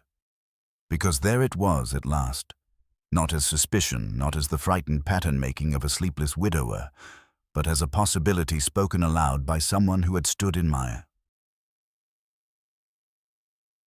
during Eleanor's pain and recognized its moral weather better than I had. Not that Daniel had suddenly become a danger after her death. Not that the basement alone held the lie. That some part of his control had already been growing in the years I remembered as our family's most dutiful season. When I hung up, the kitchen was so quiet I could hear the hallway register tick as the heat came on. Daniel was in the den. I knew it by the television volume too high, by 2 clicks. I sat alone at the table with Eleanor's car binder open in front of me, her penciled notes running down the margins in that patient, compact hand, and understood for the first time that I had not merely failed to notice something happening under my house. I had failed to notice what had been taking root inside the routines of my wife's suffering while she was still alive. I sat at the kitchen table with Eleanor's binder open under the light and listened to my son breathe through the war. That is how part 3 began, though I did not know it then. Not with a door slamming, or a confession, or a siren in the drive. With breathing. The den was off the kitchen by 1 short hall in an archway, and Daniel had the television on just loud enough to sand the edges off ordinary household sound. Not loud enough to look strange if anyone asked, only loud enough to do what it had always done in this house when pain needed covering or movement needed privacy. Eleanor had written it in pencil on the lift service page as if she were noting the best month to trim roses. TV volume up before transfer if pain is bad. For nearly an hour after I spoke to Janice, I sat there staring at that line while the television murmured beyond the wall and my son breathed in my dead wife's room as if it belonged to him. A man can feel a great many things at once and still remain seated. Grief, shame, anger, humiliation. But there is one feeling that gets a man to his feet even when the others have worn him thin, and that is the understanding that passivity has become a form of help to the wrong person. I closed the binder, carried it to the hall closet, then stopped with my hand on the knob. No, not back there. Not hidden again. I brought it instead to the small writing desk in the breakfast nook, the one Eleanor used for bills and church notes, and once, many years ago, Christmas cards when her handwriting was still quick and careless. I set the binder down, found a pen and took a lined yellow legal pad from the drawer. I wrote the date, then the time. Then I wrote everything I knew in the order I knew it. The scream through the pipe, Eric's warning, Daniel's phrase about the lower level not being part of the basement anymore, the tray, the television volume, the warm quilt, the missing hand towels, the receipts, the thermos. The dust strip, the thread caught on the screw edge. Janice saying Eleanor fought to keep care human. Mara saying she had seen the chair bare before and kept quiet. I wrote until the handwriting steadied. This was not detective work. It was dignity. That is what I told myself and for once did not feel foolish doing so. At 10:20, I took off my glasses, rubbed the bridge of my nose, and read the list through again. The words looked plain on paper. Too plain, maybe. Soap, tray, heat, thermos, thread. As if a house could be opened with domestic nouns. Then again, what else had Eleanor used all those years but domestic nouns? Towel, lamp, tray, blanket, heat, sound. There are forms of intelligence older men are taught not to notice because they look too much like women's work. I had spent a marriage inside one of them and mistaken much of it for atmosphere. When I finally rose from the desk, the den television was still on. Daniel had either fallen asleep in the chair opposite Eleanor's or wanted me to believe he had. I stood in the kitchen arch and looked in. He was awake. I could tell by his posture. He had his head tipped back, eyes on the screen, one arm over the chair armrest, ankles crossed, loose, restful, but not sleeping, a man waiting without looking as if he were waiting. He turned his head when he sensed me there. "You up late," he said. "So are you." He looked toward the breakfast nook desk. The binder was not visible from where he sat, but the legal pad was. His eyes went to it and back. "Doing bills?" he asked. "No. Can't sleep." I let that question sit in the room between us. He lowered the television with the remote, not all the way, just enough to make a point of his consideration. "Want me to make you tea?" There are offers that sound generous and function like handcuffs. I heard this one clearly for what it was, a move to put me back into the older, softer order. "Sit down, Dad. Let me take over the edges of your night." "No," I said. "I'm going to bed." He nodded like a nurse accepting refusal from a patient he expected would change his mind later. In my room, I did not undress. I sat on the edge of the bed in the dark with my shoes on and listened. At 11:13, the television volume rose by 2 notches. At 11:17, footsteps. Hall. Basement door. Pause. The rubber runner in the basement. The soft, brief shiver under the floorboards I had felt that afternoon. At 11:22, footsteps returning. The old life of the house had contained sounds. The new one contained intervals. I slept sometime after 2. At 5:50, I woke to the smell of coffee and bacon, which in another season of my life would have felt like comfort, and that morning felt like stage lighting. Daniel was in the kitchen in his work clothes, frying bacon with one hand and reading something on his phone with the other. He had made eggs, too. The yellow clock above the pantry said 6:03, because it always said 6:03 when it was 5:58. "Morning," he said without looking up. "Morning. I made breakfast. I see that." He set the phone face down on the counter and plated eggs onto a dish with the same neatness he used for tools and groceries and weather stripping. "You didn't eat enough yesterday." That would have sounded caring to anyone passing by the window. I poured coffee. "You working at Renson's place today?" "Some of it." He slid a plate in front of me. "Might have to go check something in town later." "What something?" He gave me the mildest smile. "Didn't know we were reporting itineraries now." I sat. The coffee smelled strong and burnt because he always set the pot 2 minutes too early. Eleanor used to say Daniel made coffee like a man preparing for weather not breakfast. I almost smiled at the memory, and then the memory turned on me. Daniel younger, grinning, while Eleanor laughed from the table and told him no civilized person wanted coffee with elbows. How many clean memories would I lose before this finished? "You keeping track of me?" he asked. I realized I had been staring. "I'm looking at my son. Same thing lately?" The words were light. The eyes were not. I ate 2 bites of eggs for form's sake. He watched until he was satisfied enough to stop pretending he wasn't. When he left at 7:10, he did something new. He stopped by the mudroom door, looked back into the kitchen and said, "If you need anything today, don't go hauling stuff around downstairs. Call me." "Why would I be hauling stuff? You've been restless." He tapped the frame twice with 2 fingers. "Just call." After he was gone, I went directly to the breakfast nook, dialed Mara, and told her to come before work if she could. "I'm already in the parking lot," she said. "I called off the morning." "Why?" "Because I had a feeling you were going to say what you just said." She arrived 7 minutes later with no makeup, damp hair pulled back, and a legal pad of her own. This time she parked in the drive. She came in through the front because, as she put it, "I'm not sneaking into my own father's house." That sentence did more for me than any amount of sympathy might have. It restored scale. We sat at the breakfast nook desk, and I showed her the notes I had made the night before. She read them without interrupting, then made one addition in the margin in her square practical script. 1113 TV up, 11, 17 hall, /basement, 11, 22. "Return time matters," she said. "I know. I'm writing it because once we say this to anyone outside the family sequence is what keeps it from sounding like stress." I looked at her. "What?" "Nothing." I shook my head. "You sound like your mother." Her expression shifted, softened, then tightened again because none of us had the luxury anymore of staying in tenderness for long. "We need more than us," she said. I called Janice. Her eyes widened. And I told her.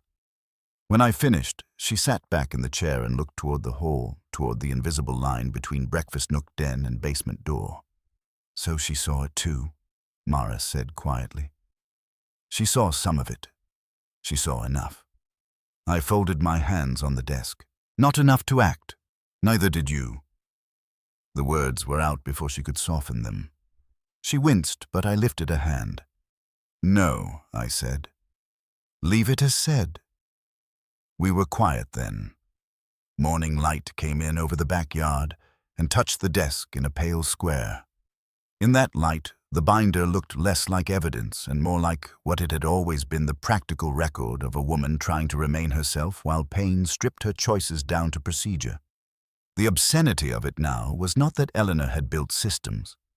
It was that I had allowed myself to believe systems were self-policing, that because they began in love, they would remain clean after love was gone. Mara leaned forward and opened the binder to the lift service pages again. She had marked several notes with sticky tabs she'd brought from her purse. "Look at this," she said, next to a schedule for line maintenance and temperature checks. Eleanor had penciled another note I'd missed the night before because my eyes had fixed so hard on the television line. "Keep lower route ready, even after main transfer days stop. Easier for bad evenings." "Bad evenings," Mara said. "What does that mean?" "It means her pain spiked sometimes after supper." "I know what it literally means. I'm asking what stayed ready." I looked at the diagram. The lower route was not a secret passage or anything theatrical. It was a sequence of practical adaptations the contractor had made when Eleanor's knee and back problems got bad enough that getting her downstairs to the temporary lower wash area and utility side heater assist was safer than the upstairs bath on certain days. A rail, a widened turn, a portable lift plate arrangement later removed from regular use or supposedly removed. The old root cellar access beyond the utility side had been partially closed off then because nobody needed the full depth of it, or so I had believed. Mara traced the contractor's line with one finger, if he kept any of this functional after she died. I finished for her. Then he kept it because he wanted a route, not because he forgot to dismantle it. She nodded once. At 8:15 I called Eric and asked if he could come by around noon. "I can make 12:30, he said. "Got the county sketch, too." "What county sketch?" "The old permit drawing for the lower access modifications from when that transfer setup got approved. Clerk's office keeps copies if you know the address and year." Something in my chest tightened. "You pulled county records." He gave a short breath that might have been irritation at himself or at me. "I pulled a sketch for a line run Mr. Vale. Don't make me nobler than I am." But he had. Or at least more decent. He had heard trouble in my house and without fanfare gone looking for the bones beneath what my son called dead access. After I hung up, Mara stood and said, "I'm going downstairs." "You're not going alone." I didn't say I was. We moved through the house without hurry and with more awareness than I'd ever moved through it in my life. Not because we feared a man with a weapon in the hall, because we feared how much of ordinary life had been recruited to his side. The basement in morning light looked almost innocent, the little windows let in bars of diluted grey. Dust floated in one shaft over the washer. A single sock of Daniel's hung forgotten over the laundry basket, as if to reassure anyone passing through that this was only a basement, only chores, only utility. I hated the room for that. Mara went first to the storage platform and crouched by the screw edge where I'd found the thread. It was gone. That should not have frightened me more than finding it had. But it did. "He checked," she said. "Maybe it fell." "No." She straightened. "He checked." The certainty in her voice made the room colder. I moved to the laundry sink. The blue thermos was gone too. "Damn him," I said before I could stop myself. Mara looked at me sharply, not because of the language, but because anger had finally come all the way to the surface. "Good," she said. "Good. You need some." "Not this kind." She came over and touched the sink edge where the thermos had stood. "Dad, if he's cleaning up after our questions, then he knows we've shifted." I looked at the room. Nothing obvious had changed. And yet, everything had. The tray was back on the upstairs rack. The thermos gone. The thread gone. The room had the eerie neatness of a face after tears are wiped away too quickly. That was when I noticed the floor runner. During Eleanor's illness, we had kept a heavy-ribbed rubber runner from the stairs past the utility side because it gave better traction on damp days. After her death, Danielle said it looked institutional and rolled most of it away, leaving only a shorter strip near the washer. Now, under the storage platform edge, I could see the faint line in the dust, where the runner's old path had once continued. Mara saw it when I did. "He put it back at some point," she said, "or never fully took it away." I looked at the far edge of the platform. "Can you get your phone light?" She did. I knelt, knees protesting, and aimed the beam under the platform. Cardboard boxes, old paint cans, a collapsed artificial wreath. Nothing. Then farther back metal. Not random metal. A rail bracket. Painted over, tucked low, but unmistakable to anyone who had once spent a month learning how to help his wife shift weight safely without making her hate herself. I sat back too hard. "What?" I pointed. Mara crouched beside me, then let out a breath through her teeth. "That's from the transfer rail. It was supposed to be removed." "Was it?" "Yes." "You saw it removed?" I shut my mouth. No, I had not seen it. Daniel told me it had all been handled. The contractor had come back twice in those months, once to repair and once to reverse part of the temporary setup. But I had not personally watched each bracket come down, each route close, each convenience disappear. I had stood in the kitchen signing checks while other people managed my wife's humiliations into orderly categories and then afterward managed their remains away. I stood carefully and took 2 photographs with my phone, then 3 more from different angles. Mara watched me without speaking. When I looked up, she said, "That was smart." The praise embarrassed me because it felt both new and deserved. By 10 o'clock, we had turned the breakfast nook into a command post that would have made me laugh in any other story and seemed perfectly sober in mine. My legal pad, Mara's notebook, the county permit year copied from the binder, receipt dates, the times from the night before, a hand-drawn map of the basement and den path from memory.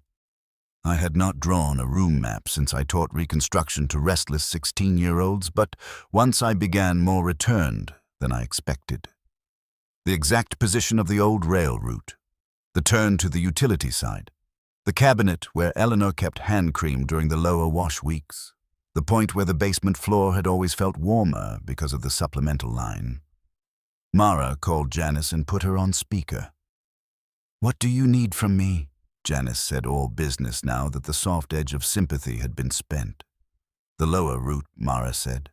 How much of it stayed after Mom died? Janice was quiet for a few seconds, probably walking memory through her own map of the house. The chair lift in the hall went first, she said. That I know. The wider basement turn and some of the utility side adaptations stayed a while, because Daniel said it was easier not to rush the contractors during winter. How long a while? Into spring, maybe. I stopped coming in February, remember? Did Mom ever say she wanted it kept? No. She wanted most of it gone once she wasn't using it. Said she didn't want the house looking like her pain had won. I closed my eyes. There are things you already know about the dead that still manage to hurt afresh when somebody else says them aloud. Did Daniel want it kept? Mara asked. Janice let out a breath. Daniel wanted efficiency. He always did. That's not what I asked. No, Janice said. It isn't. Silence gathered. Then Janice said, there was one evening near the end when I came back because Eleanor had forgotten her wedding ring by the sink after a wash-up. I let myself in through the mudroom because nobody answered the front. The TV was up loud in the den. Daniel was in the hall with one of the old trays. He nearly jumped out of his skin when he saw me, then smiled and said she'd had a bad transfer, and he didn't want to upset your father by letting him see the worst of it. Your wife heard that. She looked at him and said, he is my husband, not a guest. My grip tightened on the edge of the table. What happened then? I asked. Janice's voice gentled.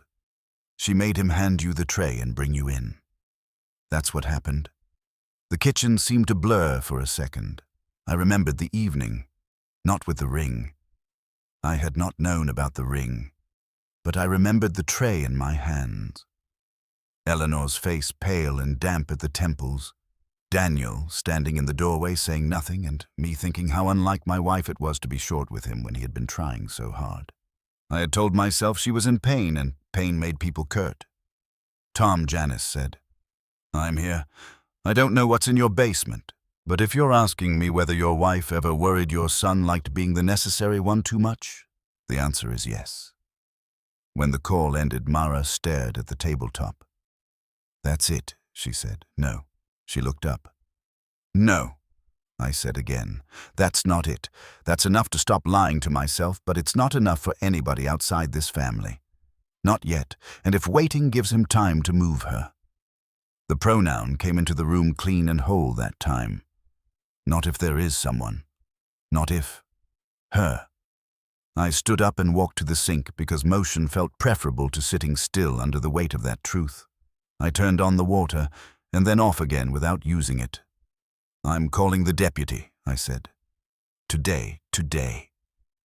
Colin Mercer had been one of my students 20 years earlier, a broad-shouldered boy with a crew cut, an honest face, and handwriting you could have used to print money if the Treasury had no standards.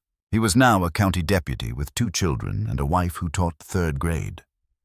I knew this because in a small county, no one ever fully leaves the categories in which you first knew them. Good student, young deputy, new father, the labels age but never fall off completely. He answered on the 4th ring. Mr. Vale. It's Tom Vale. Well, hell, sir, how are you? Not well enough to waste your time. That changed his voice immediately. What's going on? I told him the minimum version first. Possible concealed vulnerable person under the basement. Plumber heard voice. Old adaptation route may still be active. Son possibly controlling access. Evidence largely domestic, not yet visible enough for forced entry. As I spoke, I heard myself sounding less like a frightened father and more like the teacher who once stood at the front of a classroom and insisted that if a student wanted to be believed, chronology mattered. Colin listened without interruption. When I finished, he said, You have anybody with you? My daughter. Good. You think I'm losing my mind. I think you sound scared and specific, which is different. I nearly sat down from relief and hated myself for it. What can you do? I asked. Officially. Not enough on one call to come battering through your basement. Unofficially, I can tell you what not to do. Don't confront him with everything you've got. Don't go under that platform yourself. Don't let him isolate you from your daughter or outside contact. Start logging exact times and exact phrases. If you have a witness like a plumber willing to state what he heard, and if there's any sign of an at-risk adult being concealed or controlled, then Adult Protective Services can get interested fast. Fast enough. That depends on how fast the house changes once he knows you're looking. I closed my eyes. That's what I'm afraid of. All right, Colin said. Here's what I can do. I can speak to APS off the record, first then on it if the threshold gets met. I can also come by tomorrow on a welfare contact pretext if there's enough to justify my being here. But I need you steady, Mr. Vale. You with me? I'm with you. Good. One more thing. What? If he starts suggesting you're confused or overtired or not sleeping right, write that down too. I opened my eyes. Mara was watching my face from the table. Why? Because calm containment is still containment, Colin said. And men who think they're the only adults in a house usually give themselves away in tone before they do anything else. After I hung up, Mara said, "What did he say?" I told her. She let out a long breath and then nodded once hard like a woman fastening herself to an unpleasant task. "All right," she said. "Then we need him to give himself away. There are sentences that change a household because they reveal the speaker has crossed from endurance into strategy. I would once have been disturbed to hear such a sentence from my daughter in my kitchen. That afternoon I was grateful. By 1:30 Daniel had not returned. At 2:15 he texted that he was tied up in town and might be late. At 2:16 I wrote it down. At 2:30 Eric arrived with the county sketch in a manila folder and the second gauge in his truck. I let him in through the mudroom. Mara stayed at the kitchen table where anyone passing by the front could see her clearly. We had decided the appearance of ordinary family activity mattered. The whole afternoon was beginning to feel like a play staged inside a siege. Eric spread the county sketch on the breakfast nook desk. The permit drawing was uglier and more useful than the binder pages. Official black lines, measurements, a note about temporary lower access modifications for mobility and utility accommodation. One narrow cross-section showed clearly that the old root cellar boundary had never been fully closed. It had been partially overbuilt and partially shielded. Safe enough by county standard, if not in regular use. Dangerous only if one forgot that not in regular use is not the same thing as gone. Eric tapped the line with a thick forefinger. "See this?" I leaned in. "The way your boy talks, you'd think the lower space ended here." He touched the basement slab line. "It doesn't. It narrows, shifts, and stays reachable through this service zone, under the platform. Air flows wrong if it's dead. Heat drifts wrong. Pressure fluctuations wrong. You don't have proof of a person from this alone, but you have proof he's talking like the layout changed more than it did." Mara said, "Can you say that to a deputy?" "Yes." "To Adult Protective Services?" "Yes." I looked at him. "Why are you helping us?" He seemed almost offended by the question. "Because I hit a pipe and heard a woman cry in your house." That answer settled something in me. Not relief, alignment. We took him down to the basement. He checked the line, again traced the warm side of the utility wall, measured the pressure lag, and then did something simple that I will remember for the rest of my life. He crouched in the dust-light strip by the platform and held a lighter under the edge without igniting it, only watching the draft bend. Air moved, not much, but enough. Eric looked up at me and said very quietly, "That space is breathing." Even Mara flinched at that. No horror in the words. Just fact. And because it was fact, the basement changed shape around us, not into a dungeon, into something worse. A live system hidden inside a family room plan. When Eric left, he promised he would be available the next day for a formal statement if needed. Mara went home at 4:30 to shower and collect a few things. She would come back in the morning before Daniel arrived, she said. I did not argue. The house at dusk felt actively deceptive for the first time. The den lamp clicked on, the hall clock beat, the furnace came up. Every room performed itself. But now I could sense the pressure underneath those performances, the roots, the timings, the measures taken to make ordinary life sound like itself from above. At 5:03, Daniel came home carrying Chinese takeout. Thought we'd keep it easy tonight, he called from the mudroom. I was in the den, standing by Eleanor's chair with the quilt over my arm. This was my deliberate move.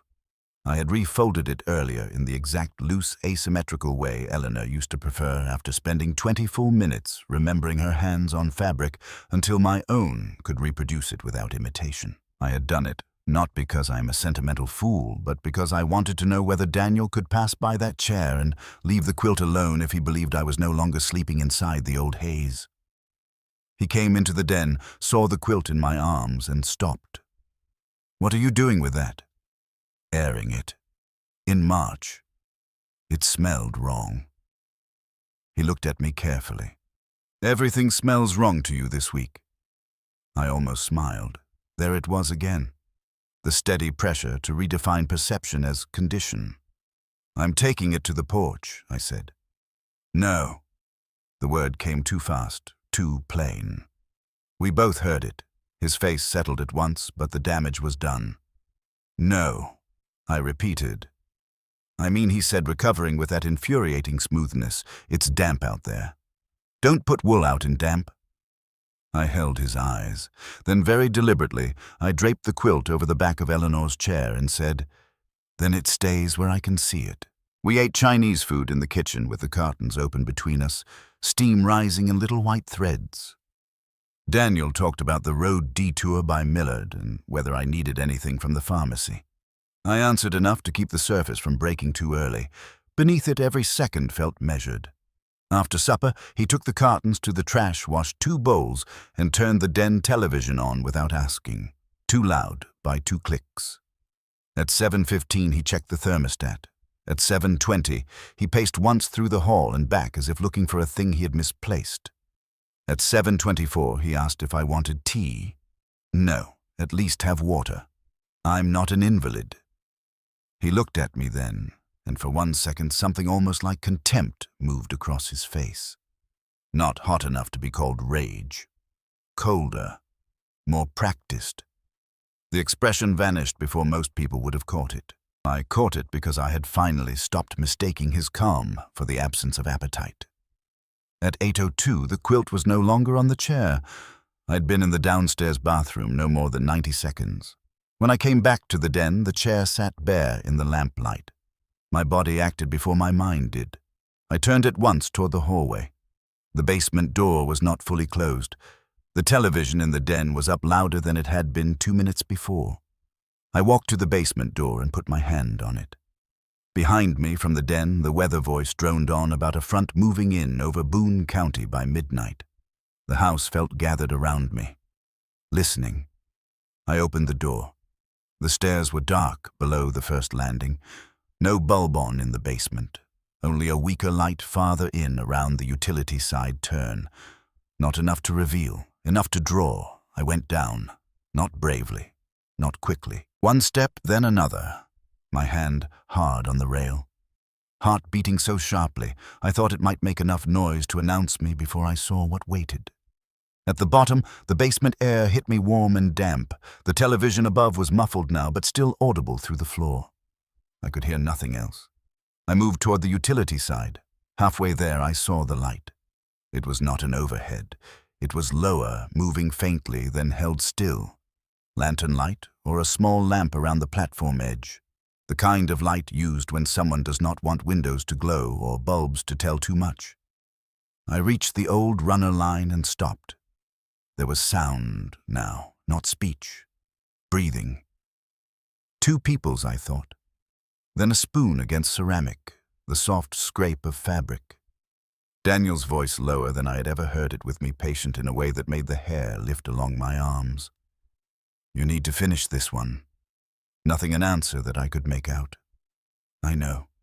Just a little more. The spoon again. Then, after a pause, a voice I almost did not hear because it came from so low and so tired a place. No. Woman. The basement changed forever in that instant. Not because I learned she existed, I already knew that. Because I heard the intimacy of it. Not dungeon, not stranger, not melodrama. Routine. A practiced exchange in the dark of my own house.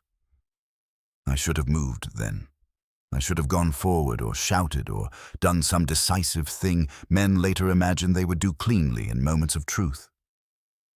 Instead, I remained where I was because I also heard under my own horror a more lethal fact. Daniel sounded accustomed, not tense, not improvising, accustomed. He was not visiting a secret. He was tending a schedule. The spoon scraped once more. You can't make this harder tonight.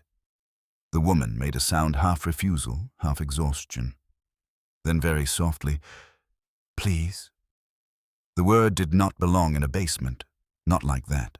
My hand was shaking on the rail so badly I had to catch it with the other. Then Daniel said, if you don't, I can't get the medicine right later. And there it was. Not a dungeon, not a fantasy, not a momentary concealment. A system, food, routine, medicine, heat, sound, control. I took one involuntary step backward. The runner gave the smallest rubber whisper under my shoe.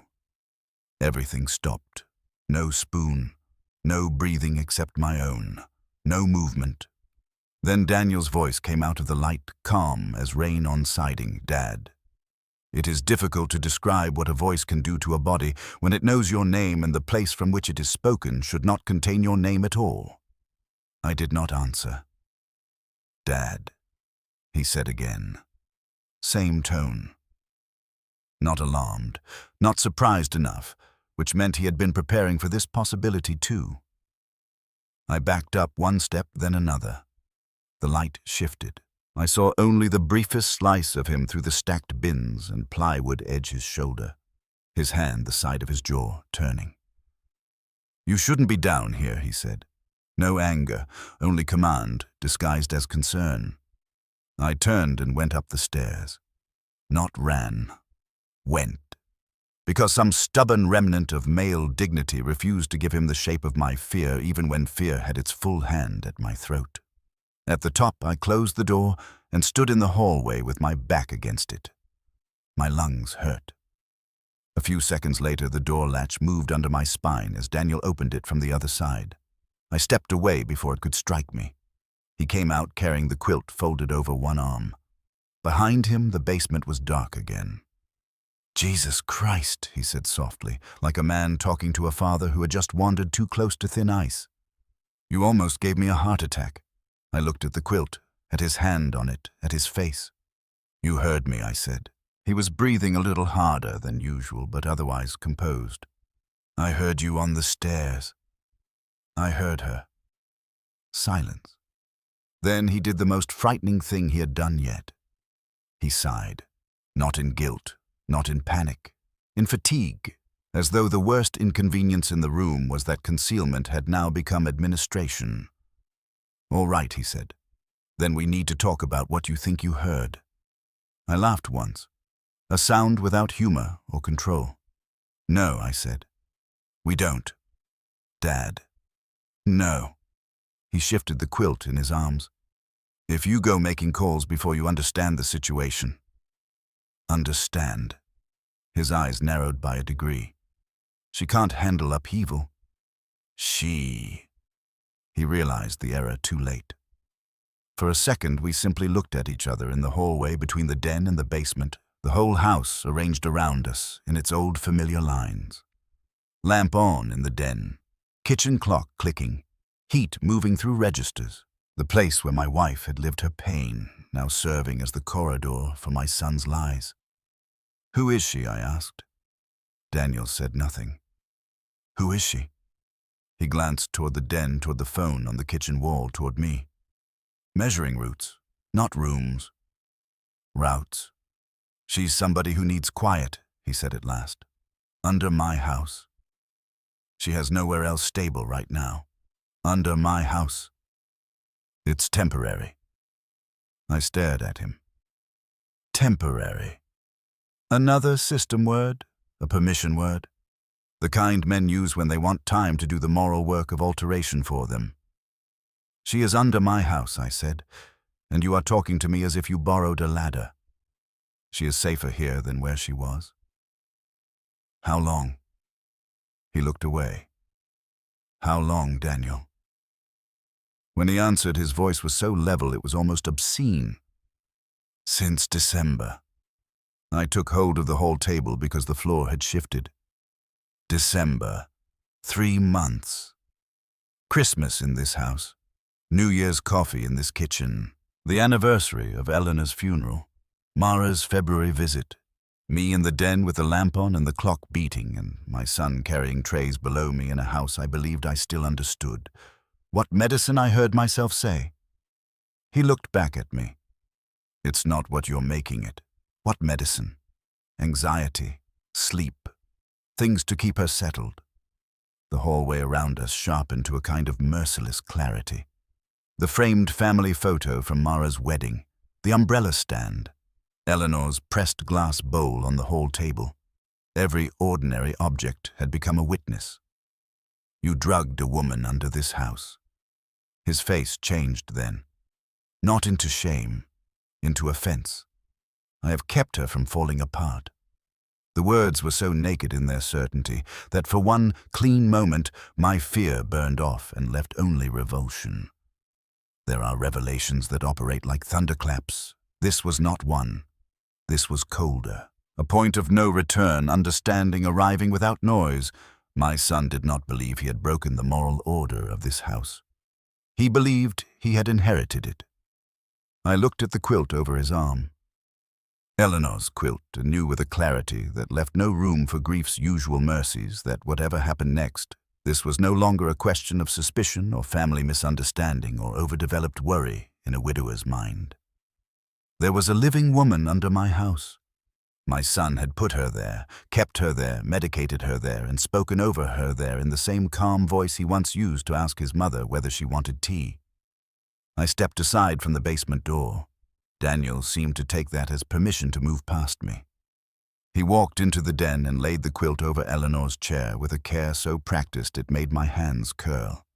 Then he turned back toward me and said in the same maddeningly measured tone, "You need to sleep before you decide anything. We can talk in the morning, as if there was still a morning in which this could be discussed instead of stopped." I did not answer him. I went to the kitchen, instead took my phone from the counter and slipped it into my pocket without looking down. Daniel saw. Of course he did. But he did not move to stop me. That was his mistake. He still believed I could be brought back inside conversation. "I'm going for air," I said. "It's cold. I know how March works." I put on my coat, took my keys, and stepped out through the mudroom into the night. The porch light threw a pale square over the wet boards. Beyond it the yard lay dark, the maple black against the sky, the ditch line a deeper stripe beyond the grass. The cold hit my face hard enough to wake every nerve left in me. I walked to the far end of the drive before I took out the phone. My hands were steady now. I called Colin Mercer first. He answered on the second ring. "Mr. Vale." I heard her. No greeting, no explanation. Those 3 words. The deputy's voice changed at once. "Is your son there now?" "Yes. You safe talking. I'm outside." "What did you hear?" I told him. The basement, the spoon, the woman's voice. Daniel saying medicine. December kept her settled. My own voice sounded almost detached to me, but the facts moved in order, and that was enough. When I finished, Colin said, "Do not go back down there." "I know. Is she alive?" "Yes." "You sure?" "Yes." A breath. Then steel. "All right, I'm calling APS and heading your way. I'll need a formal entry basis, but with an active vulnerable adult and a statement like this, we're moving. Your daughter nearby. I can get her here. Do it. Do not confront him alone again if you can help it. I looked back at the house. Through the den window, I could see the lamp, the edge of Eleanor's chair, and the television light moving blue across the wall. No silhouette. Daniel knew better than to stand visible when the stage was being reset. He knows I know, I said.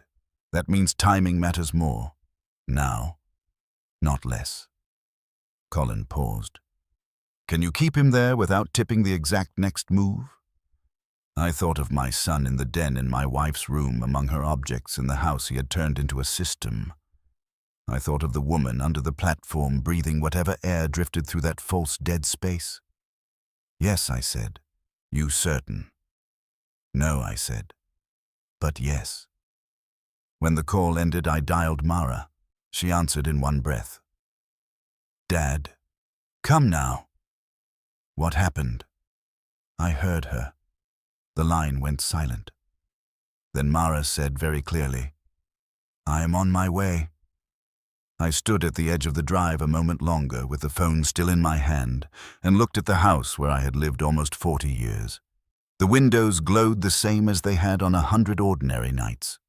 Kitchen light low, den lamp warm, mudroom dark, hallway carrying its narrow ribbon of yellow toward the back. Nothing about it would have troubled a passerby. Nothing about it would have warned a neighbor to stop the car and call out into the yard. That was the genius of what Daniel had done. He had not built a horror. He had preserved a home-shaped lie and hidden violence inside the grammar of care. I put the phone back in my pocket and went toward the porch. Inside the house seemed to know something had shifted. Not spiritually, not fancifully, mechanically, morally. The rooms no longer held me as a grieving husband moving along familiar grooves. They held me as a witness carrying sequence toward intervention. The den, the hall, the basement door, the kitchen phone, the breakfast nook desk, they were all still where they had always been. Yet the house no longer felt like memory's shelter. It felt like a structure waiting to be read aloud in public. Daniel was standing in the kitchen when I came in. He had turned the television down. That frightened me more than if he had turned it up. You all right? He asked. I took off my coat and hung it slowly. Cold. You've been out a while. Needed air. His eyes rested on my face, searching for evidence of call or plan. I let him see only an old man tired beyond speech. For once my age was useful to me. Sit down, he said. I'll make tea. There it was again, the offer that functioned like custody. No, I said. I think I'll wait in the den. He watched me walk there. I could feel his attention between my shoulder blades. I sat in my chair opposite Eleanor's. The quilt lay folded over her chair arm in the lamp glow exactly right from a distance and unforgivable up close. From somewhere below, so faint it might have been the floor settling to anyone else, came the smallest mechanical shiver. I kept my face still. Daniel remained in the kitchen for another minute, then came into the den and stood with one hand on the back of the couch. Dad. I looked at him. He said, whatever happens next, try not to make it worse for her. Not for himself, not for me. For her. As if the violence in the room belonged to anybody but the man who had put a woman under my house and called it quiet. I said nothing. He took that silence for uncertainty. Perhaps even compliance. He went back down the hall toward the basement door at exactly the time he had gone there on every other evening I had failed to read properly. This time, before he reached it, headlights turned into the drive. Daniel stopped. I heard gravel, then an engine cutting off. The house held still around us. Somewhere under the floor, the hidden lower space breathed. And with my phone already in my pocket and the call already made, I understood that whatever happened in the next few minutes, the old false belief that dignity meant not planning against my own child was dead and not coming back. The headlights cut across the den wall and made the lamp shadow of Eleanor's chair jump once like the room itself had flinched. Daniel stood at the end of the hall with one hand still half lifted toward the basement door. For the first time since this began, he did not move immediately. He listened. Gravel settled under tires outside. A car door opened. Then another, not Mara first. He knew the sound of her old Subaru. This engine was heavier. He turned his head toward me. I remained seated in my chair, hands flat on the armrests, heart pounding hard enough to blur the edges of the room. But when I spoke, my voice came out level. You should stop deciding what parts of this house are real. That was the sentence that broke him. Not into rage, not yet. Into exposure. Something in his face gave way under the sheer fact that I had ceased to be manageable. I watched the calculation happen, whether to go for the basement, whether to rush the mudroom, whether to still try language one more time. His eyes moved to the front of the house, to the mudroom, back to me. Then, someone knocked at the front door. Not a pounding, 3 hard official raps, the kind that announce process, not panic. Daniel took 1 step toward the den instead of the door, as if closing distance with me might still restore the old balance. Dad. No. He stopped. I'm not doing this with you like we're discussing weather, I said. Another knock. Then Colin Mercer's voice from the porch, clear enough to carry through the front hall. Mr. Vale. It's Deputy Mercer. The house seemed to inhale. Daniel did something small and terrible then. He smiled. Not warmly, not with triumph. The smile of a man choosing his last available script. All right, he said softly. Then don't make this uglier than it has to be. He turned and walked to the front hall before I could answer. I got to my feet more slowly than I wanted, not from age this time, but from the weight of what sat below us. I followed him to the front, crossing the den threshold, the same path Eleanor had once taken with her cane, and later with my hand under her elbow, later still with Daniel's steadier grip when mine shook too visibly from lack of sleep or fear. The hallway felt narrower than it had that morning. Daniel opened the front door. Colin stood on the porch with his coat buttoned high against the cold and his notebook already in hand. Beside him was a woman in a dark county jacket with her hair pinned back 40s, maybe no expression wasted. Behind them at the curb, Mara was getting out of her car so quickly she almost slammed her door into her own leg. Eric Sutter stood near his truck under the maple with his hands in his pockets and his shoulders set like a man prepared to repeat an unpleasant truth as many times as decency required. Evening, Colin said. Daniel leaned one shoulder against the jamb as if none of this had yet inconvenienced him deeply enough to straighten his posture. Deputy. What's this? A welfare contact, Colin said. Mr. Vale called with concern about a possible vulnerable adult on the property. Daniel let out a short breath through his nose and looked back toward me over his shoulder with the expression one uses for a family member who has embarrassed himself in public. Dad's upset. Colin's eyes went to me. Not, Daniel, Mr. Vale. I want them in the house, I said. Daniel turned back fast, but not fast enough to hide the flash beneath his calm. Dad, no. This time Colin heard the same thing I heard in the word. Not disagreement. Command. His face did not change, but he shifted his footing on the porch and wrote something down. The woman beside him spoke for the first time. I'm Denise Harper with Adult Protective Services. Daniel's tone softened instantly. There's no adult at risk here. Then you won't mind us talking in a little more detail, Denise said. His hand tightened once on the door edge. My father is grieving. He hasn't been sleeping. He's had a rough few days and heard a sound in an old line. That's all this is. I stepped forward until I was in the hallway light beside him. She is under my house, I said. The air changed. Colin didn't speak. Denise didn't speak. Mara had reached the porch by then and froze halfway to the steps, breathing hard from the hurry of crossing the yard. Eric remained by the tree, not intruding, just present. Daniel turned his head very slightly toward me. He still had not abandoned the last shred of his pleasant son's face, but the effort of holding it now showed at the corners of his mouth. You don't know what you heard, he said. I heard her say no. That landed. Not because the others visibly reacted, because Daniel's gaze sharpened and lost all softness. Colin took one step forward. "I'm going to ask again, Mr. Vale. Is there another adult on this property requiring care or supervision? Not in the sense you mean.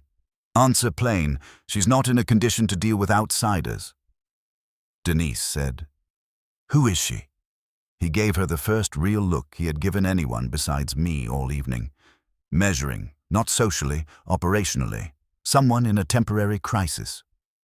"Name." No answer. "Name," she repeated. Mara came up onto the porch, then looked at Daniel, looked at me and said, "Let them in." He didn't turn toward her. "I'm not asking you," she said.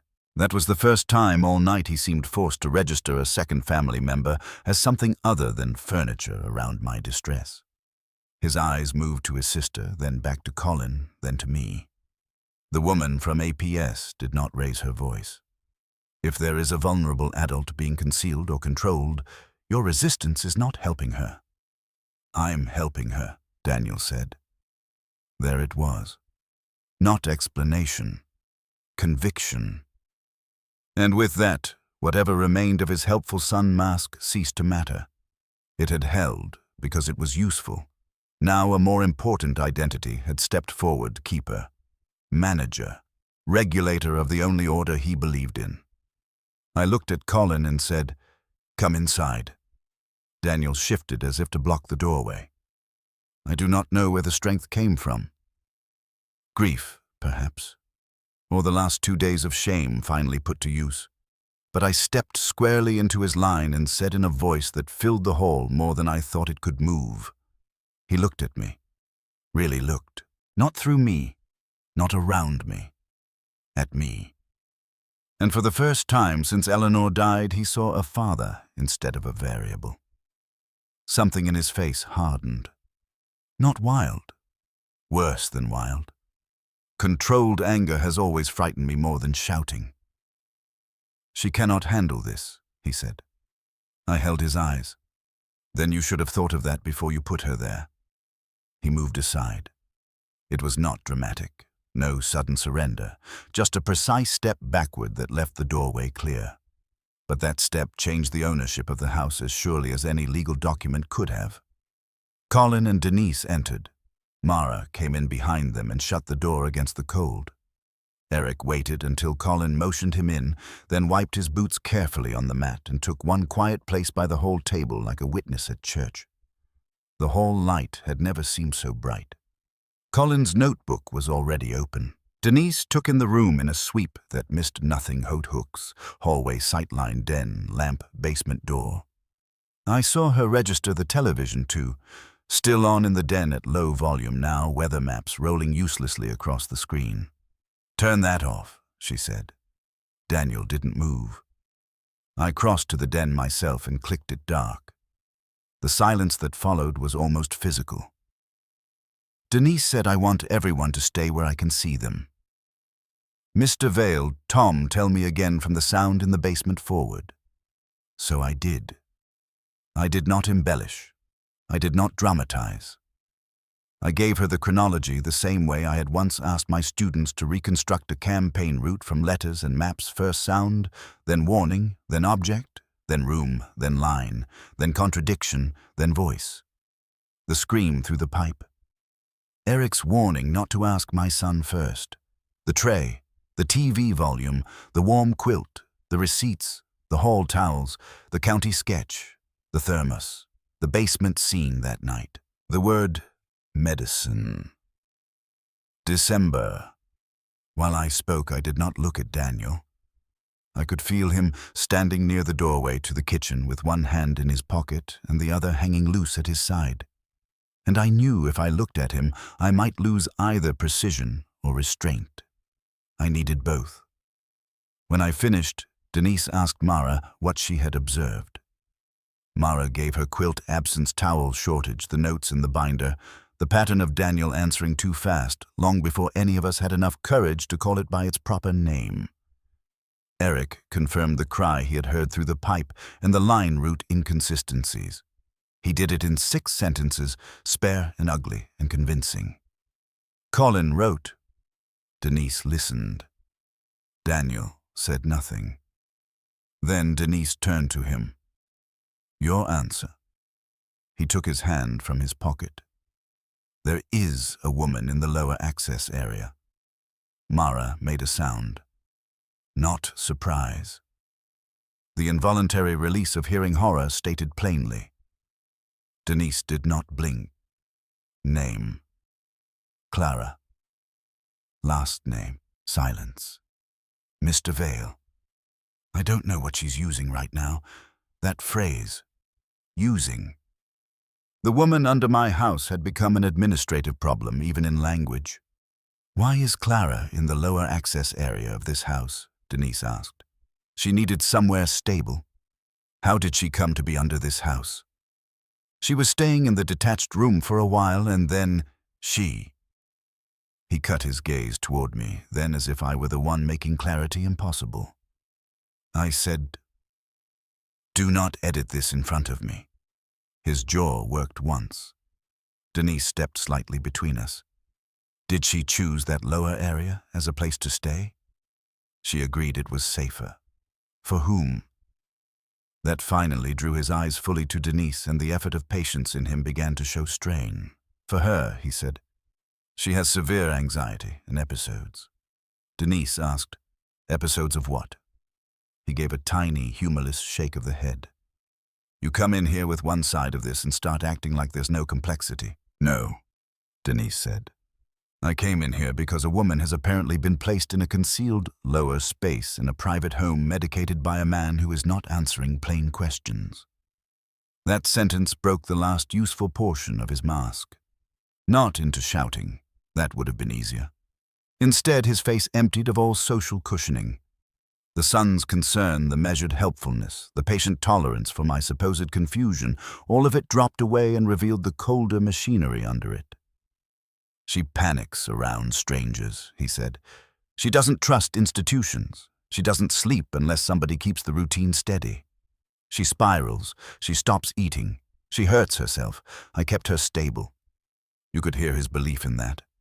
Worse, you could hear that he believed the belief itself was absolution. I stepped forward before anyone else could answer. You kept my wife stable too, didn't you? He turned toward me. No one spoke. The hallway seemed to narrow to just the two of us, father and son, with my wife's den at one shoulder and the basement door at the other. The whole history of our family arranged between them. You learned every route in this house when she got sick, I said. My voice had gone low, and because it had gone low, everyone else had gone still. You learned trays and towels and line timing and how loud to put the television and where to stand, so pain looked less ugly from the doorway. You learned all of it. And I thanked God for you every night. I thought you were helping us bear what was happening to her. Dad. No. The word came out with a force I had not heard in myself in years. You do not get to use that voice on me now. Not one more time. You kept the shape of care and took the mercy out of it. That is what you did. His face changed at last into something almost like fury, except fury implies heat and spontaneity. What I saw was colder and more frightening offense at being morally misread by people he considered structurally weaker than himself. You have no idea what it took, he said. I took another step. I know exactly what it took. It took my wife teaching this house how to carry pain with dignity. It took your sister and me being tired enough to confuse your efficiency with goodness. It took me thanking you for a discipline I should have examined. And it took a woman under my house saying no before I finally understood what you had become. No one moved. Then Denise said, I am going to need access to Clara now. Daniel's head snapped toward her. No. Colin took one step sideways, not aggressive, only enough to cut off the clean line between Daniel and the basement door. Denise said, This is no longer negotiable. She will panic. She may. We're still going to her. You don't understand how quickly she destabilizes. And there it was again. Not concern for a person, but possession of a process. The doctoring tone of a man who believes he has unique rights because he knows someone's breaking point. Colin's voice came in flat and final. "Show us the access, Daniel." He looked at me once more. I do not know what he hoped to find there. Shame, softness, pity. The old reflex to spare him. He found none. Whatever remained of my grief had finally taken a shape he could not work around. He exhaled once through his nose, turned, and walked down the hall toward the basement. We followed. Not in a rush. That mattered. No one wanted panic in the house if panic could be avoided. Denise first, Colin beside and a little behind. Me next because there was no power on earth that could have kept me upstairs. Mara behind me. Eric last, heavy and silent on the painted steps. The basement air hit us warm. Daniel did not go to the obvious utility wall. He moved past it to the storage platform, crouched and reached beneath the plywood lip where I had once seen only old boxes and neglected junk. There was a latch. Hidden but not clever enough anymore. He pulled it. The platform edge lifted slightly on one side with a soft mechanical release, revealing a narrow, dark opening and the continuation of the old runner line into it.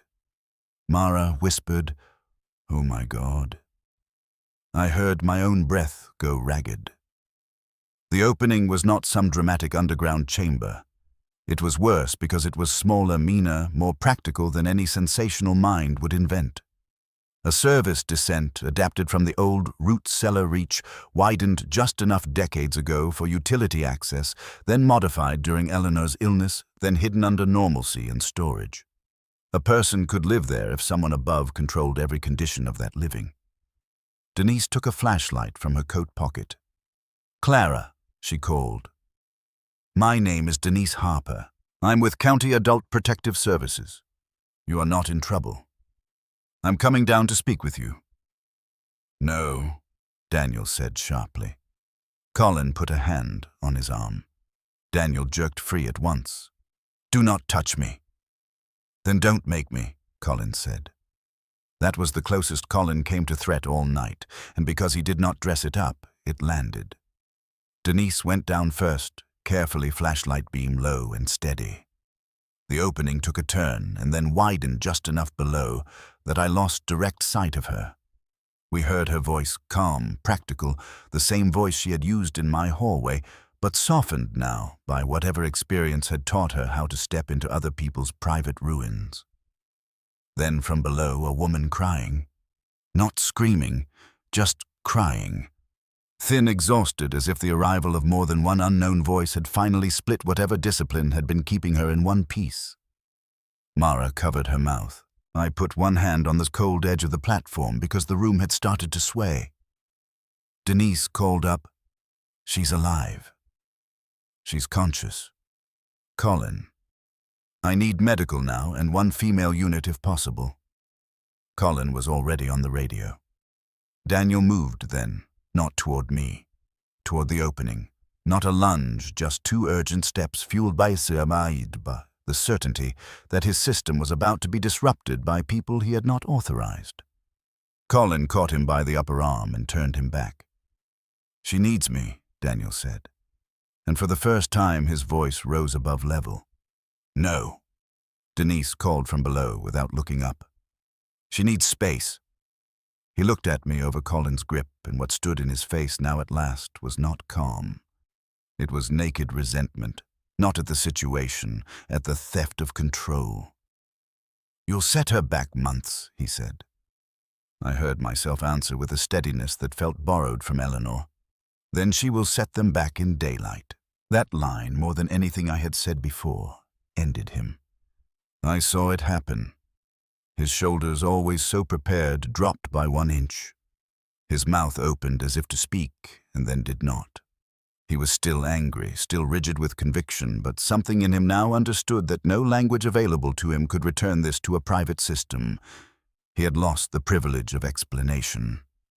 The next 20 minutes were the longest of my life. Paramedics came. A female deputy came. Another county worker came with blankets and a clipboard and the careful, efficient gentleness institutions sometimes manage when the right people happen to be on shift. Neighbors' dogs started up 2 properties over and then settled. The basement filled with breath and radios and low procedural voices and the old smell of concrete and detergent and the moral ugliness of a place built to look harmless from above. I remained by the platform opening until Colin asked me very quietly to step back so the EMTs could come through with room to work. "Can I see her?" I asked. "Not yet." The "not yet" hurt more than a no would have. Mara stood at my side. Once she slipped her hand into mine the way she had when she was 9 years old and thought thunderstorms might take the roof. Neither of us mentioned it. Daniel sat in a straight-backed basement chair Colin had pulled from the workbench corner. He was not handcuffed yet, but he was no longer free in any meaningful sense. He sat with his forearms on his thighs, hands hanging loosely, staring not at the opening but at the floor between his shoes. Not defeated. I do not want to lie to you. Defeat would have humanized him too easily. What I saw in him was a mind still trying to sort loss into solvable pieces. At some point, Denise came back up. She's dehydrated and oversedated, but responsive, she told us. We're bringing her up slow. What is her name? I asked. Denise looked at me for a moment as though deciding what part of the truth belonged where. Clara Bishop. The name hit the air and remained there. I had never heard it before. That fact shook me. 3 months a woman had lived under my feet, and her name had not once entered my house. Clara Bishop. I repeated it silently until it sounded like a person instead of a discovery. Will she be all right? Mara asked. Denise gave the only honest answer. Not tonight, but she has a better chance now than she did an hour ago. Then they brought her up. If I live to be 100, I will not forget the sight.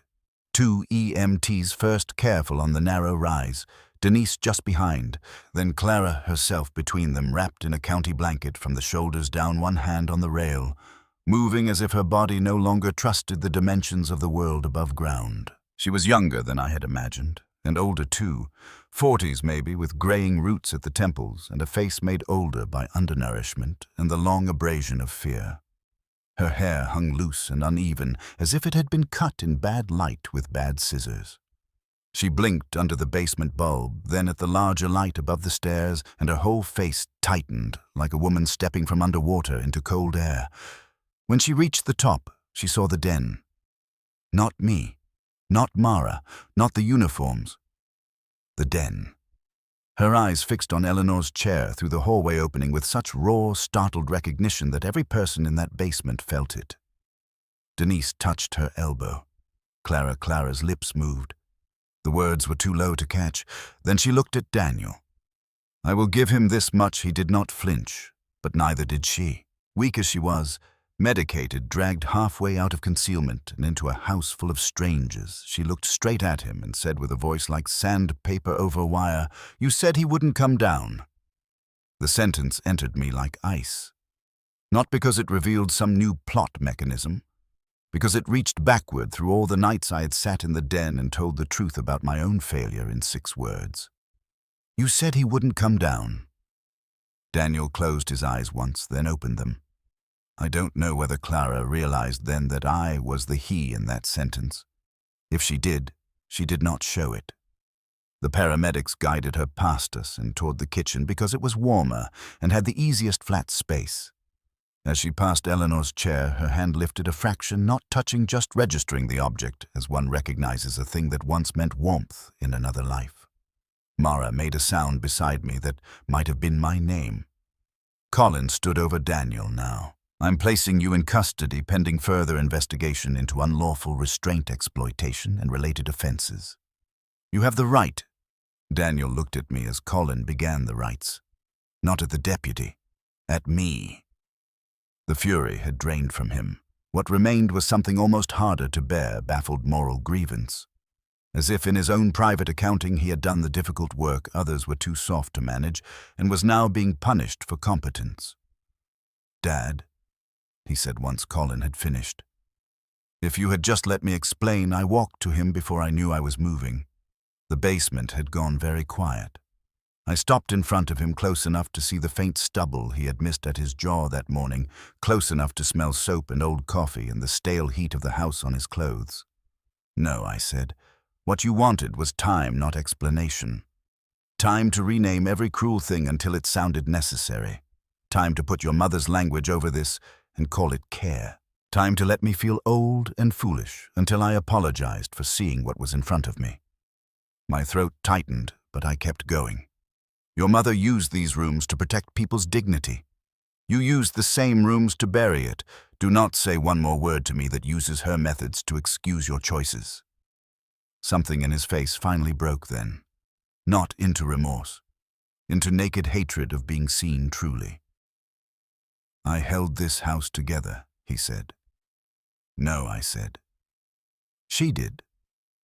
And after she died, I failed to understand the difference between holding something together and holding it down. Colin took him then, not roughly, but finally. One cuff, then the other. Daniel stood when instructed and let the metal close around his wrists as if cuffs were merely another object to be catalogued. Only once did he resist, and even that resistance was not a struggle. It was when they turned him toward the stairs and he twisted to look toward the kitchen. Clara, he called. Denise stepped between sight lines. She is not yours to settle, she said. He went still. When they led him up and out through the front hall and I did not follow. Mara did. I heard the front door open. Cold air enter. Radios murmur gravel. Shift. A car door close. Then the porch light fell quiet again.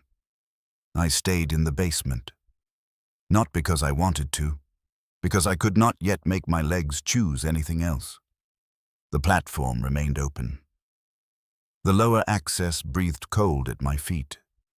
I looked at the hidden opening, the rail bracket, the runner line, the ordinary ugliness of plywood and cinder block, and adaptation turned against human dignity, and I felt more than grief, a severe clean anger at myself. Not for trusting my son. Trust is what fathers are built for. No, for the smaller failures. The ones that do not sound dramatic enough to deserve the word betrayal, and yet prepare its ground perfectly. Letting other people keep the household maps because I was tired. Letting useful sons become interpreters. Letting my wife do the moral labor of explaining the house while I did the easier labor of loving it. Mara came back down and stood beside me. He's gone, she said. I nodded. We looked at the opening together. What happens now? She asked. I thought of Clara, in my kitchen under county blankets and blood pressure cuffs. I thought of Denise's clipboard, Eric's statement, Colin's notebook, the legal pad in the breakfast nook, the den lamp still on. Now, I said, we tell the truth until the house can bear it. It was after midnight before the last official car left. The paramedics took Clara to the hospital for observation. Denise went with her. Colin stayed the longest, walking through the whole house with me, one more time, room by room, asking practical questions I was grateful for because practical questions are merciful. Who owns the house? Who has keys? Are there weapons on site? Medications, financial access, spare phones. He took photographs of the basement, opening the storage platform, the line path, the den chair, the tray, the hall closet shelves. When he asked to see the binder, I handed it over with a steadier hand than I expected. At the breakfast nook desk, he paused over my yellow legal pad. You did good with this, he said. It startled me enough that I nearly laughed. I was a history teacher. Shows.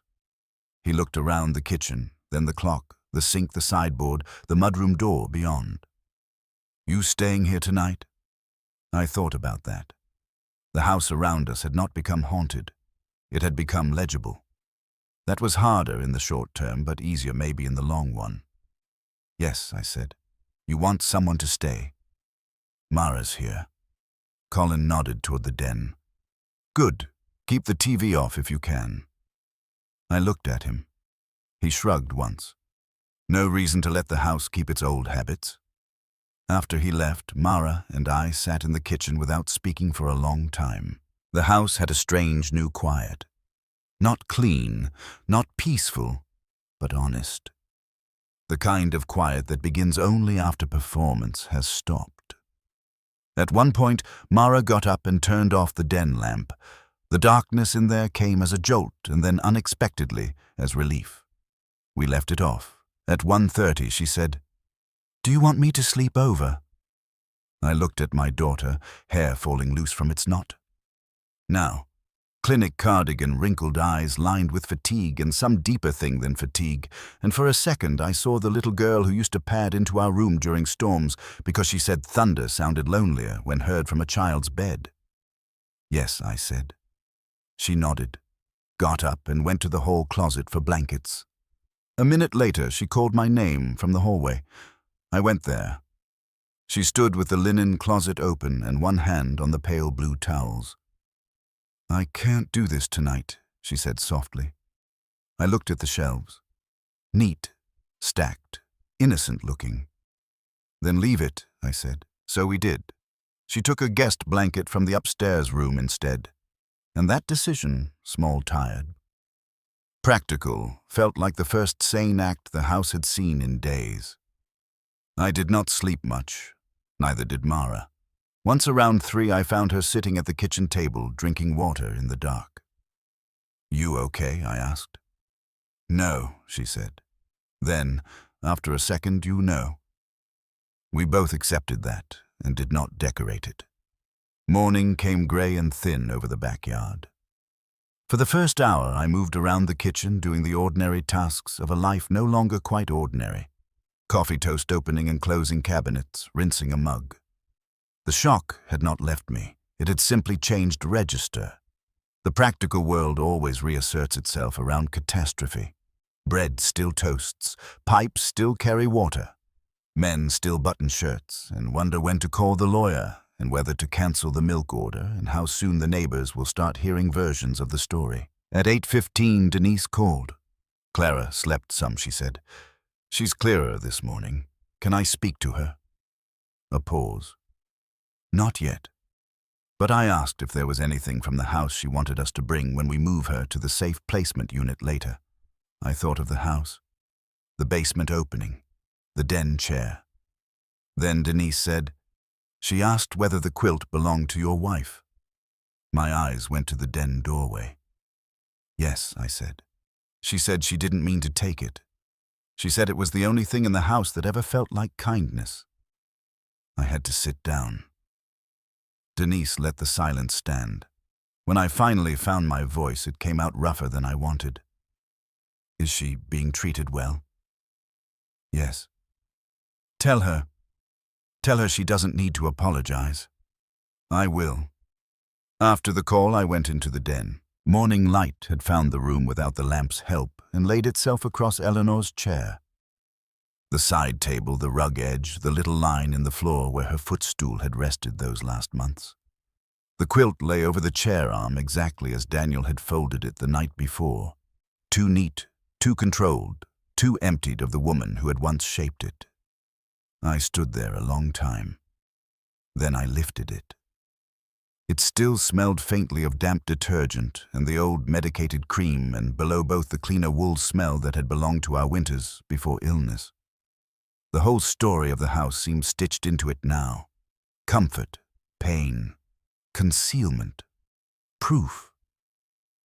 And yet when I held it up to the light, all I saw was the wear at the binding where Eleanor's thumb had worried the seam while she listened to weather reports and church gossip and me reading aloud from the paper. Love leaves itself in the edges of things. Mara found me there. "What are you doing?"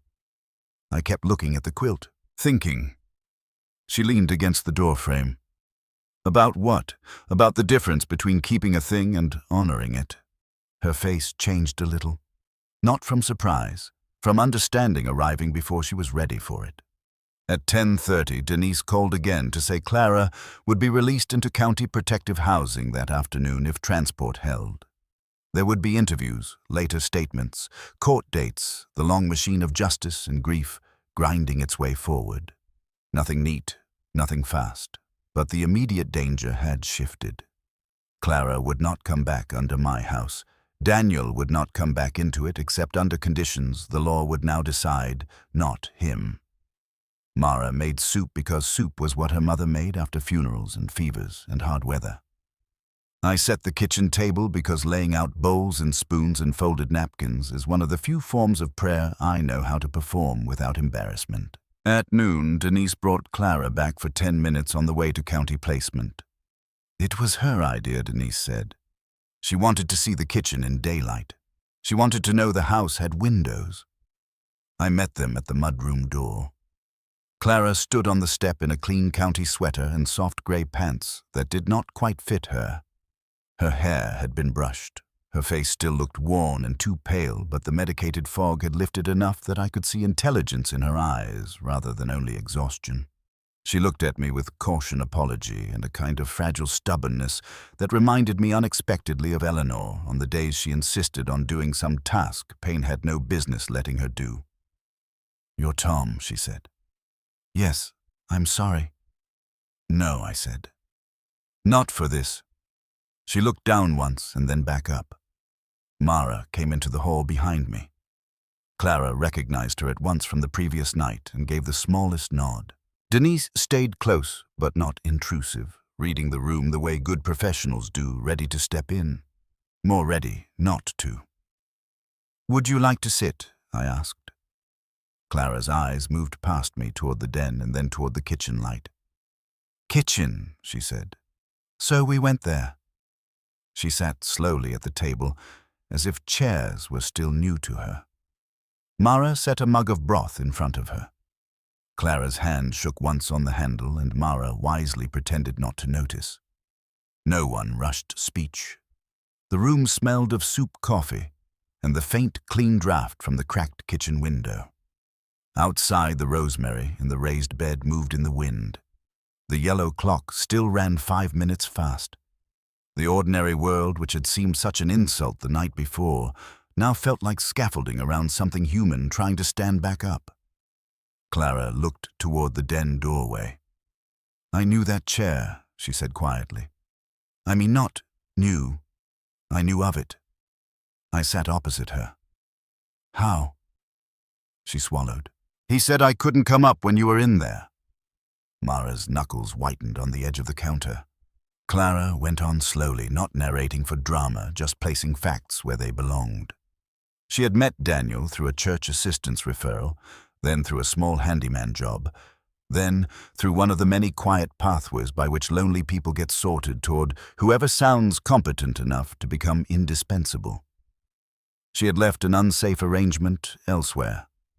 Daniel had offered a room for a little while in the detached garage space, then said neighbors had asked questions, then said she needed somewhere quieter until paperwork cleared. He had controlled mail money medication, then sleep, then movement, all in the language of stability. She had objected, panicked, relented, gotten weaker, been told that upstairs could not be trusted, that I would not understand, that the house had to stay calm, that the chair in the den was for a woman who knew how to keep things from becoming a scene. When she said that last part, my throat closed. She'd have hated this, Clara said, looking at the table. "Your wife." I could tell from the way he talked about her methods that she'd have hated this. It is a strange mercy when the living return the dead to you more truthfully than memory has managed. I went into the den without speaking and came back with the quilt. Mara saw it first and covered her mouth. Clara looked up, startled. I crossed to her slowly. Not because of ceremony, because the weight of the quilt had changed in my arms since the night before. It was no longer evidence. It was no longer a relic I was guarding badly. It was a thing whose meaning had finally reached its proper destination. "You said it was the only thing that felt like kindness," I said. Clara shook her head at once. "I shouldn't have used it. This wasn't about using." I placed the quilt over her shoulders. She made a sound, then low and wounded and almost childlike, not from the fabric itself, but from what the gesture meant. The weight of it settled around her, familiar to me in 100 different lights, and yet in that moment it belonged more correctly there than it had on Eleanor's chair for many months. Mara turned away and cried quietly at the sink. Denise looked at me and understood enough not to interrupt.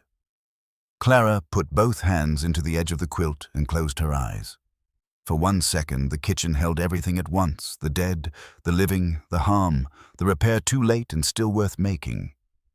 "You don't have to give me this," she whispered. I looked toward the den. The chair was visible from the kitchen where I stood. Bare now, just wood and upholstery and morning light. "Yes," I said. "I do." She opened her eyes. "It was hers," she said. "I know. What if you want it back?" I shook my head. Keeping a thing and honoring it are not the same act. No one spoke after that because there was nothing to improve in speech. Denise gave us another minute and then said gently that they had to go. Clara stood with care. The quilt remained around her shoulders. At the mudroom she turned once and looked back into the house. Not at me, not at Mara, but at the line from kitchen to den and hall, as if seeing the map of her captivity collapse into the map of an ordinary home for the first time. "I'm sorry," she said again. Mara answered before I could. "Go be safe." Clara nodded. Then she stepped out into the grey day, carrying Eleanor's quilt around her shoulders, and Denise guided her to the county car, waiting in the drive. I stood in the mudroom until the car disappeared beyond the maple and the road took it. Behind me, the house was very still. When I turned back, the den looked larger. I walked there slowly and stopped in the doorway. The chair sat by the east window in its old place. The side table still held Eleanor's little dish for paper clips. The lamp, the bottle of hand cream dried, nearly empty the reading glasses case I should have put away, and never did, but without the quilt, the chair no longer looked preserved. It looked honest, not untouched by grief, not sanctified against change. Just a chair in a room where a woman had once sat and suffered and laughed and told me not to overwater basil and argued with weathermen on television as if they could hear her through the set. I sat down in my own chair opposite it. Mara came and stood behind me for a while, without speaking. The house around us no longer performed care. No television muttered cover into the walls, no hidden route timed itself under the floorboards. The heat came on once and off again. A truck passed on County Road 18. Somewhere in the backyard, a crow landed on the fence and complained to no one. After a long time, Mara said, "Do you want me to stay another night?" I looked at Eleanor's chair. "Yes," I said, "but not because I'm afraid." She understood. "Okay." Later, when Mara was making calls in the kitchen and the day had moved on enough to become plain afternoon, I stood in the den doorway once more. The chair remained bare. It hurt. God, it hurt. But the hurt had changed.